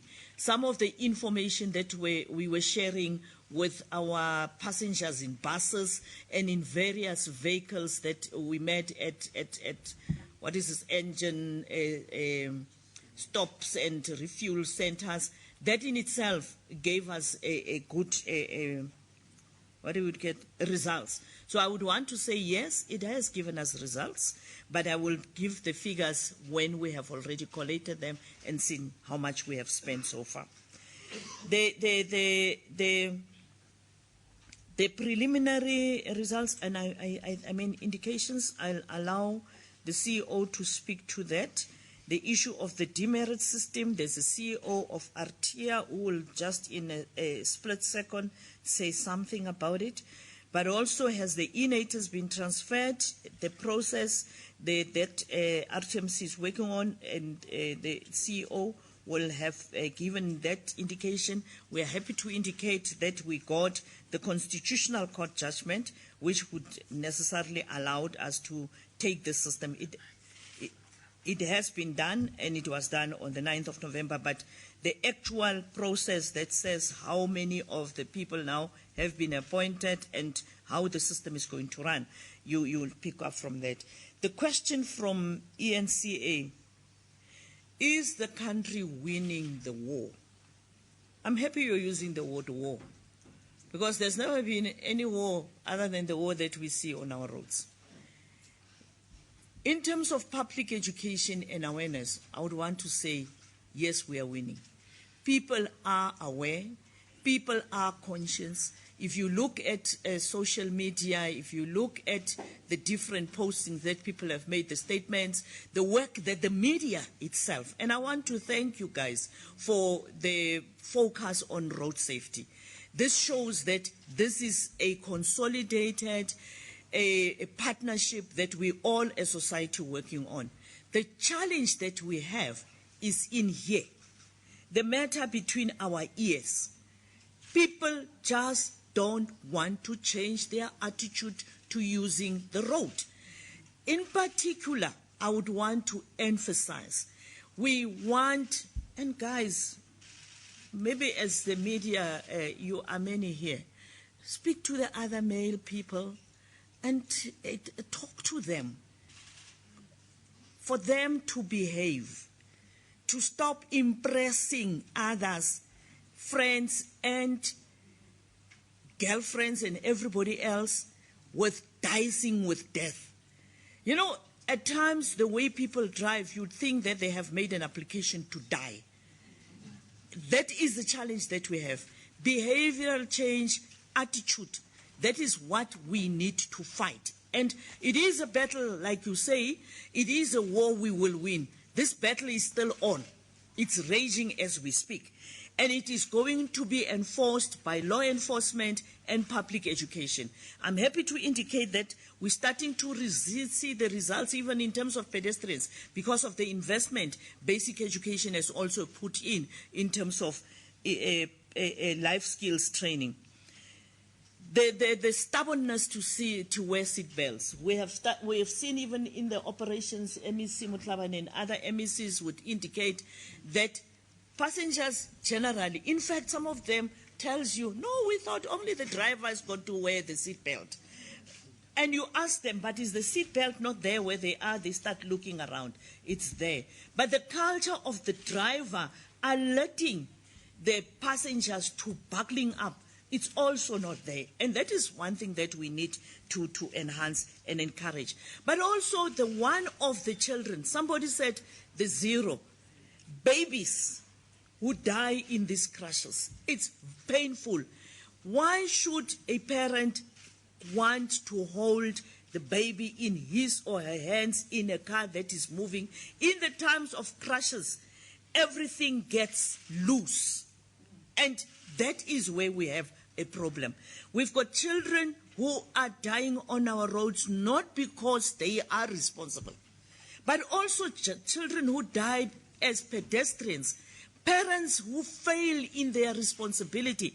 MEC Nkosi Malobane will indicate that in the door-to-doors we did in El Dorado Park, next to the main road there, people were saying, no, why is the teachers not teaching our children road safety? But before the child gets to school, the child is with the parents. Before the child gets to ECD centers, is with the parents. If the children can be taught all sorts of things at home, let's also teach our children about road safety. But also the places where our children play is also very important. We're engaging with SALGA with regard to that and the Minister of COCTA to make sure that places of recreation that needs to be created. Myself and the Deputy Minister, just as a social, we're just saying, amadoda, ingati sine problem. Maybe we need a men's league like we have with the women's league. Amadoda asejele bafa emgwaqweni. What is happening to our country? We need role models. Our boy children grow up without role models because men are either in wrong places, in the grave or in prison. It can't be. And we need you in society. So we are appealing to you to focus. We will also encourage our youth programs, including our Bokasi Road safety, to be our feet, eyes and ears, our soldiers on the ground, to go to taverns. I was embarrassed on Sunday, Deputy Minister, to be shown a substance that somebody is marketing as this substance. Once you have taken your whiskeys and whatever, and you just take it, a one can, breathalyzer don't pick you up. So this substance, instead of it is encouraged, it is encouraging drunken driving. Like those law firms that advertise that if you are caught for drunken driving, we are there for you. It means as a country, we celebrate and even uphold drunken driving.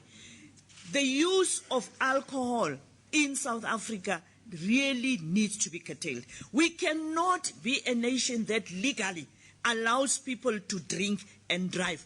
And that is why we're working together with the Minister of Trade and Industry to make sure that the new liquor policy that comes into being, we are going to make sure that we deal with the alcohol limits.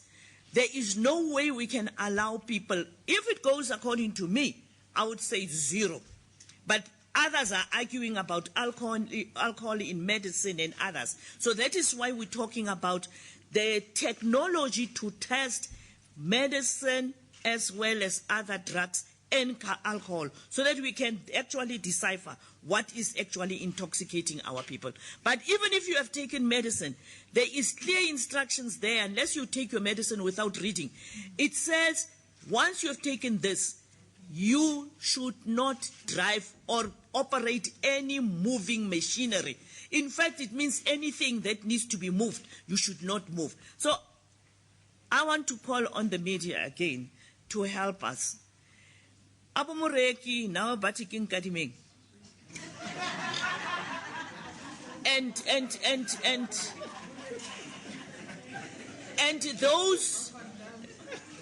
those who go and kill Van Damme and whatever. Guys, we were born liquor in an existence. We will leave it on earth. It will always be there. Don't take it as if you want to make sure that you own it to that day. Literally, maybe we should create swimming pools of liquor so that people go and dive in there and swim and drink at the same time. But I think it is important that we, as the South African society, take drinking and driving as a menace, as a sickness, and encourage each other. I'm happy to indicate, I've heard of people at festivals where they were checking each other and say, you are not going to drive. This one is going to drive your car. Even if you insist, we are saying this one, because he or she was not drinking, will drive your car. That is what people who love each other, who have got the interest of others that they want to enjoy life with, would do. So we encourage at roadblocks, we pick up situations, but it is not encouraging for us. Government and our municipalities doesn't want to make money with fines. We want to make sure that we change behavior. And I want to appeal to the justice system.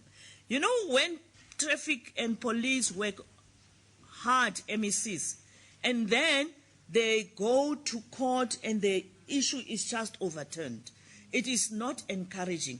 There is no fortune that people must get when you have been speeding on the roads. The law says if it is 120, you have 120. If it is 60, there's a reason why it is 60. But it is important that we adhere to this and not turn South Africa into a war zone on the roads. Let people not say goodbye because they are not sure that they will come back. Let people be able to say, see you later, see you again, and all those, till we meet again, because it is important that we keep our people alive. We cannot have people dying like this. I don't know, MECs are traumatized as they are seated here. The things they see on our roads. The EMS, they are traumatized. Our traffic chiefs are traumatized. There is so much trauma in our system because of what we see on our roads. You would see even on these pictures or videos where pedestrians cross on the freeway and they just become rest in pieces because you have to go and pick up those pieces. Who picks up those pieces? It is our law enforcement officers, it is our EMS, people who are human beings themselves. Imagine what happens to them. So I would want to make an appeal to South Africans through the media today. Can we desist from this reckless behavior? And I would want to encourage our law enforcement officers, especially those who are not corruptible to continue making it possible that they punish everybody who does not adhere, obey, comply, or respect the rules of the road. We've got laws in this country. We're not short of laws. It is just there are more than 53 million people of South Africans who don't want to listen. But I want to also say, out of more than 50 or 24 million people who traveled, many arrived safely to their destinations. And I want to applaud those, to say to them, continue traveling by train, continue using alternative means of transport, but continue adhering to the rules of the road. Avoid drinking and driving. Use the seat belt. Make sure children are restrained. Continue making it possible that you obey whatever law enforcement officer command that is given. It is important. It will save our lives. Thank you very much. Thank you, Minister. Whilst the RTMC who is preparing to answer the issue of INATIS and the figures, the RTIA CEO will give us a snapshot on the INATIS. Excuse me, on the ARTO. The demerit system. Thank you very much, Minister, Deputy Minister, Honorable guest. The question relating to the point demerit system, I can read into it two portions. Number one, it has been a long, arduous, and intensively engaging process that we have undertaken in terms of preparing the legislative framework. At the moment, we are preparing to implement and roll it out across the country. It is a process that is sitting at our national parliament, and we're quite excited about it and expecting that before the end of 2017, we would have the whole country implementing the point demerit system. Are we expecting it to make a positive impact in terms of road safety? Yes, indeed. Yes. We need to be able to understand that the point demerit system, which is a part of the ARTO, is nothing but a constitutional imperative for all of us to be able to understand and do everything in our power that anybody that goes out to enjoy the use and benefit of the road infrastructure that South Africa provides, they should be able to do so with a semblance of assurance that they can leave point A and safely arrive at point B. The second point that is also very important to emphasize in respect of the second part of that question, the ownership of a driving license is something that always belongs to the government. You don't own a driving license. You are merely given the privilege of exercising that benefit. And in order to do so, we need to comply with the actual conditions that have been given. And as we make this contribution, it is something that goes on wholesomely to make a positive impact in terms of increasing road safety for all our people in the country. So we're quite excited that the point demerit system will make an easy and objective process of easily identifying recalcitrant drivers, those habitual infringements, so that everybody else can get to understand that committing a traffic violation must be something that is socially unacceptable. So we're quite excited, we're looking forward to it, and we expect we're going to make a positive impact in it. Thank you, CEO. RTMC CEO.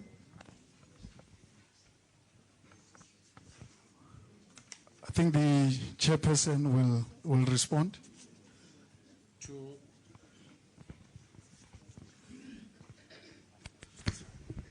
Okay.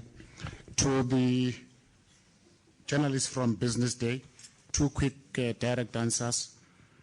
INATIS, as at the 9th of November, so said the Constitutional Court, must come back home to the RTMC. It cannot get higher than that. It ought to have happened within 30 days of that order, which was on the 9th. It ought to have been with us fully by around about the 7th or the 8th of December.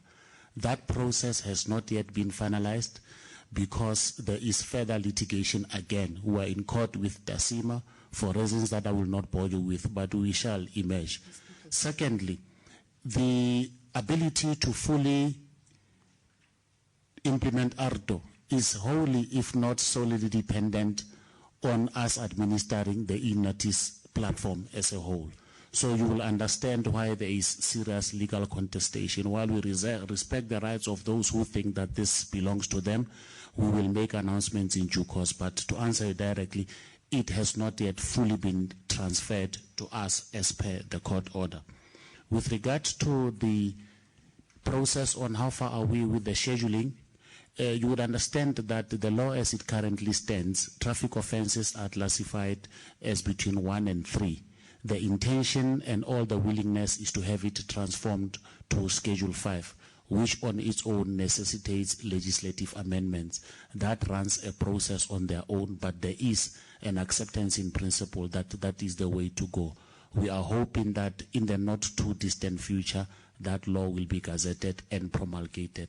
That is not a process that is entirely within the control of the Minister of Transport or the department, but it is something that requires multidisciplinary collaboration. We will keep you informed as and when there is meaningful progress to report on. Thank you. Thank you, Chairperson.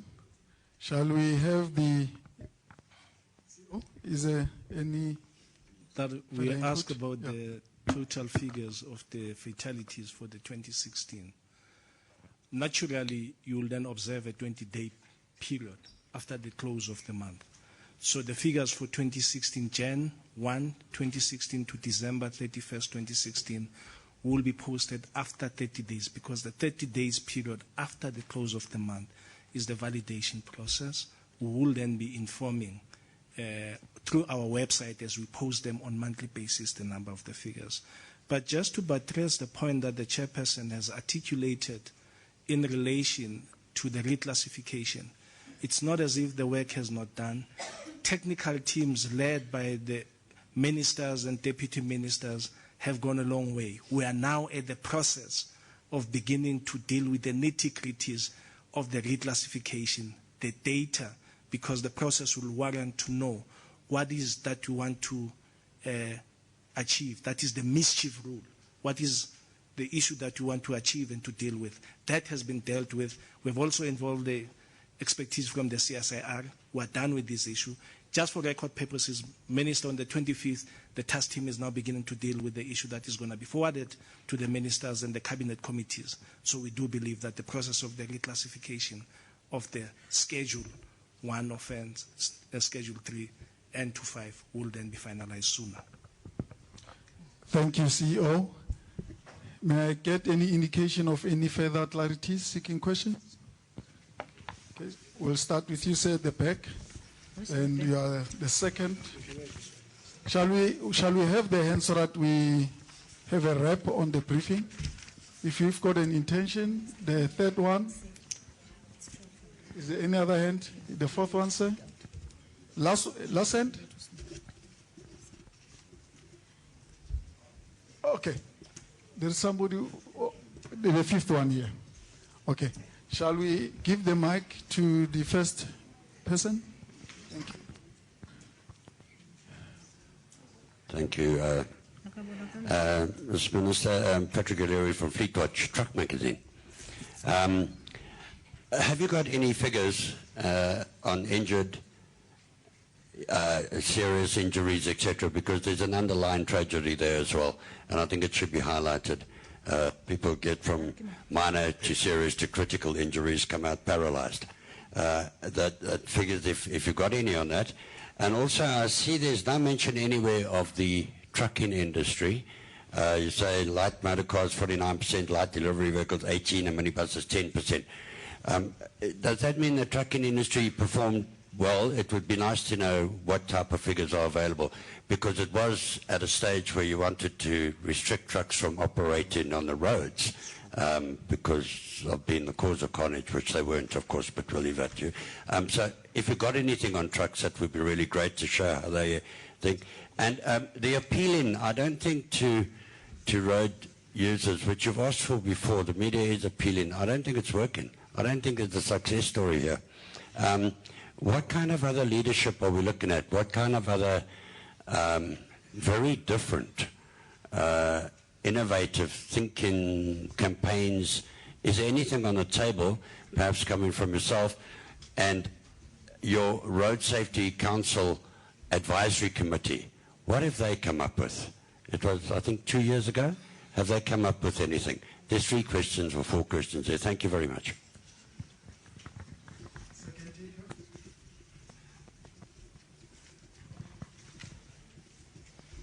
Afternoon again. My name is Kaya Koko.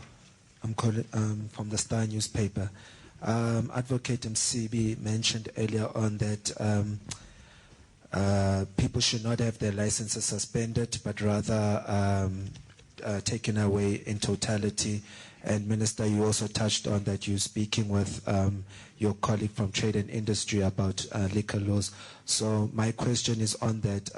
How much collaboration is there between different government departments in terms of fighting what is my colleague called a war on the roads here? So with the Minister of Health saying that liquor should be reduced substantially, with you as well blaming, not blaming, but showing factually that liquor contributes a lot to the carnage on our roads. How much collaboration is there between different government departments, and is it effective or not? Thank you.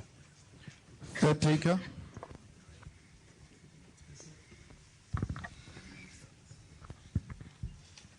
Good afternoon. It's Tristan from Road Transport News. Just 2 things. The one was, why are there so few roadblocks undertaken compared to 2015? And then if you could just, maybe the MEC from Eastern Cape can just elaborate on the successes in the province and what were the reasons for that. Thank you. Fourth taker. This side as well, on my left.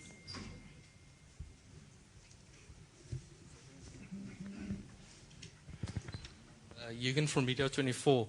I saw some comment from the Justice Project South Africa recently saying that the current figures do not take into account patients who die in hospital or 30 days later following an accident.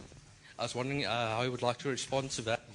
And then I was also wondering the provinces where we've seen an increase in fatalities, what do you think is the reason for that? What accounts for it?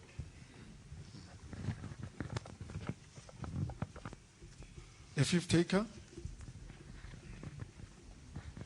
Good morning. My name is Thabo from AN7. Minister, just to take you aback a little bit, the children who stand between the chairs when they are driving, I'm Thabo, I'm here just behind the camera. Okay, I'm saying, okay, now I see you. The kids who are standing on between the chairs in the car, what measure of punishment would you take to the parents who are who are allowing that? Second thing is on N3 to, actually it's between Alexander and Greenstone. There's so many pedestrians on that N3, and I'm driving there every single day. And I'm always have to be cautioned, drive with 80 when I come to that point, because workers are crossing there every single day. Is it possible maybe for you to build a bridge for them so that they can be safety there? Thank you. Thank you, Minister. And the MEC of the Eastern Cape will share their experiences. The MEC of the Eastern Cape will share experiences. There are also other MECs here who will speak. The MEC of Gauteng will speak to the issue of the entry pedestrians. And the CEO of RTMC will respond to the figures that does not show those who die in hospitals. And I will just say, and then the MEC of the Western Cape will also speak to the health and liquor issues. We have just concluded on the road safety review strategy, and I'm happy to indicate that it was signed off late October by NETLEC, which is a body constituted by government and business plus labor and community. That collaboration and cooperation can't go even higher than that to show the multi-stakeholder participation process.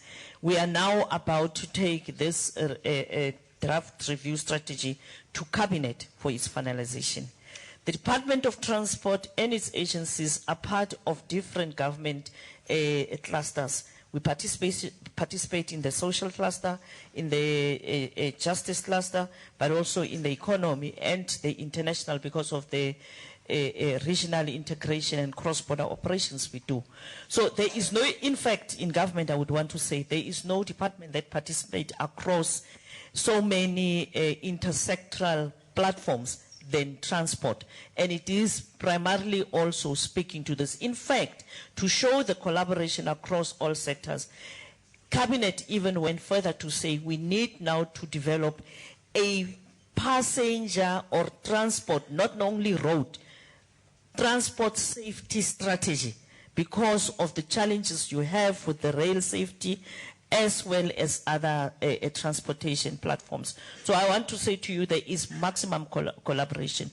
I'm sure you would have realized that there are times where the Minister of Science and Technology, who is the shareholder minister in CSIR, would also speak to issues that they do to enhance road safety with the technological interventions that are coming to the fore. The work that we do with the justice platform right now, where we are about to conclude on the work that we started last year, January. Remember, we pronounced on it last year, and we immediately had a meeting with the Justice Ministry and the different stakeholders in justice. What we need to do now, like I said earlier on, it's issues of attitude change. I'm happy I didn't get your name correctly from ANN7. You raised the Tabo. You raised the issue of kids standing in cars. You know, there was a parent, a mother, and that's why I said to that man, I don't know whether this child was donated to you or what. Because you can't love your child and believe that this child, I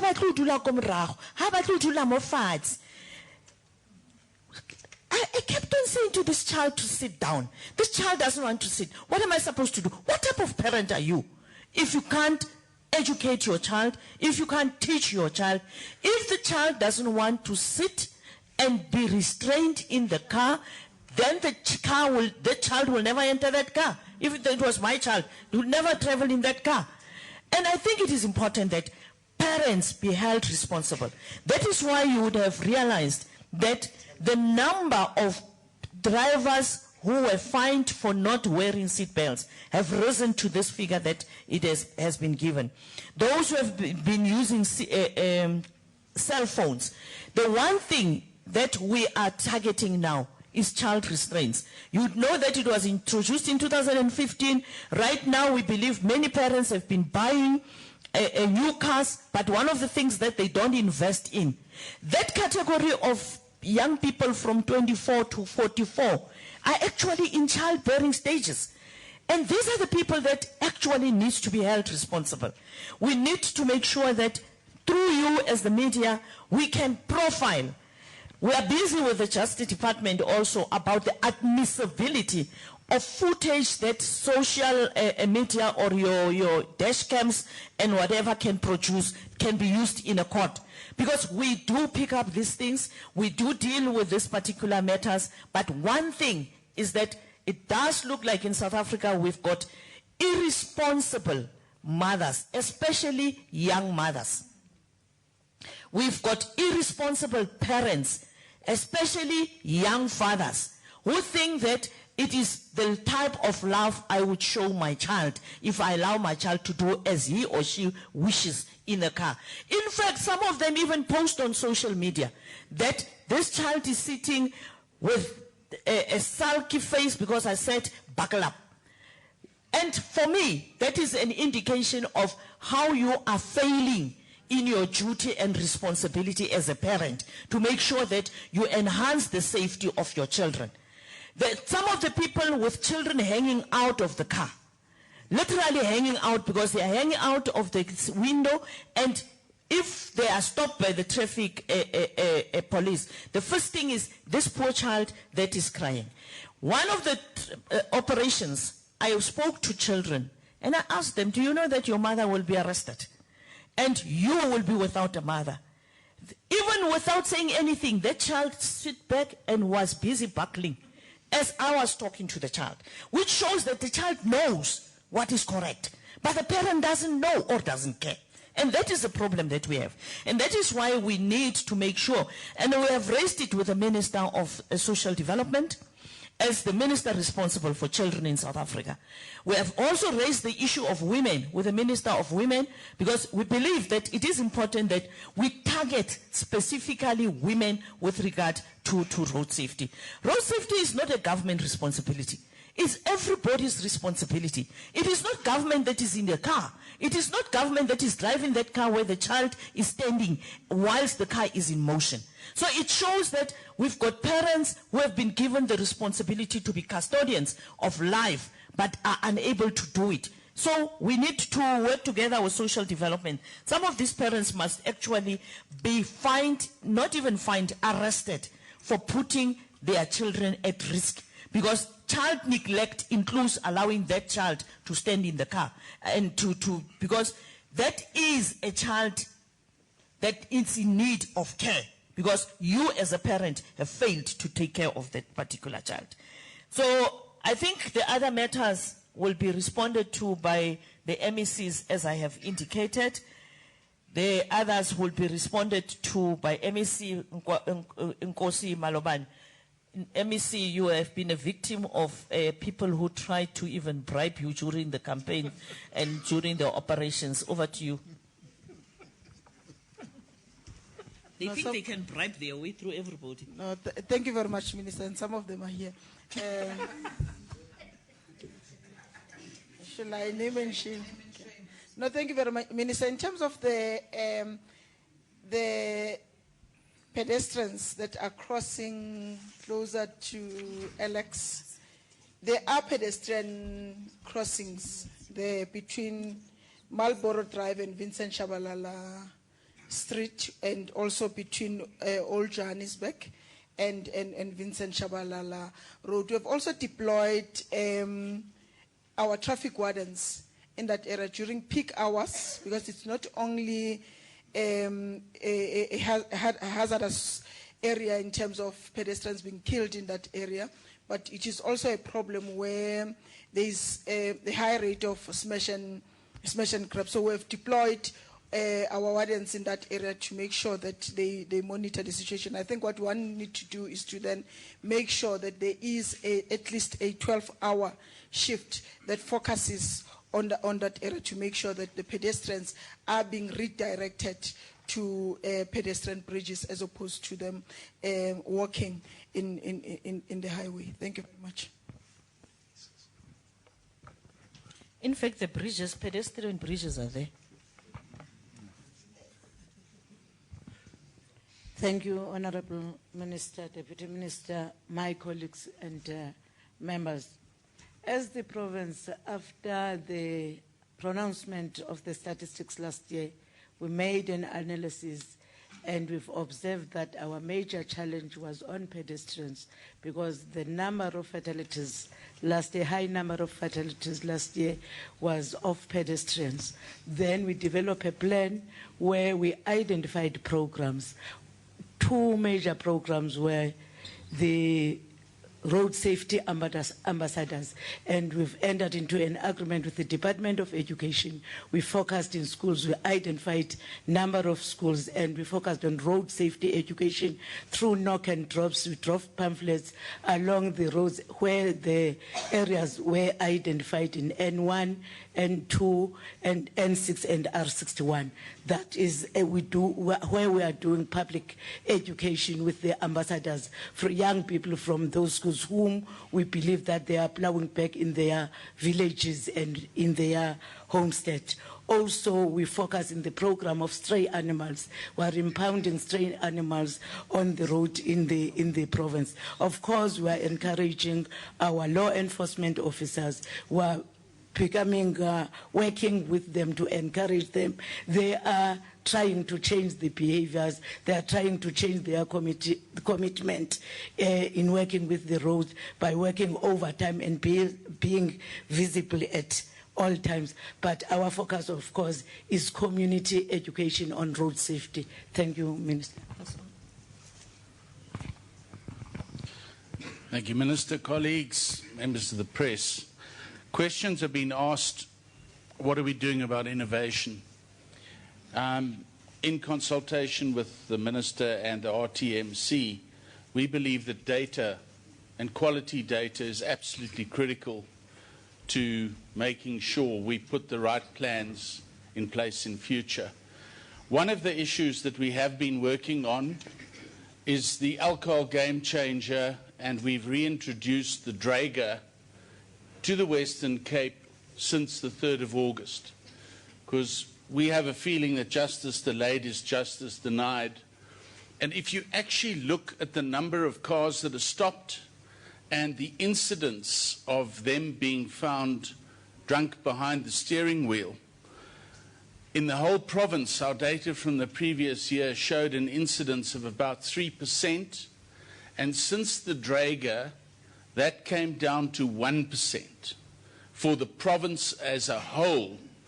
And if I look at my data for the major roads in this particular period, we had 212 people out of 293 arrested for drunken driving, but the sample size was 48,344, which is 0.4%. If one looks at the world leaders in terms of alcohol usage by drivers, Australia is top at 0.1%. So through the Draeger alone, because if you're arrested with a Draeger, there's no time for blood. You spend the whole weekend in jail and you're in court on Monday. And let me tell you, that news spreads like wildfire amongst the drivers. And then they learn to behave themselves for one simple reason. There are consequences. And if you have consequences legally for drivers, you'll start to change behavior. Thank you. Any experiences? Okay, we'll give to the RTMC CEO to... Thank you. It's not an intention to indicate that the truck industry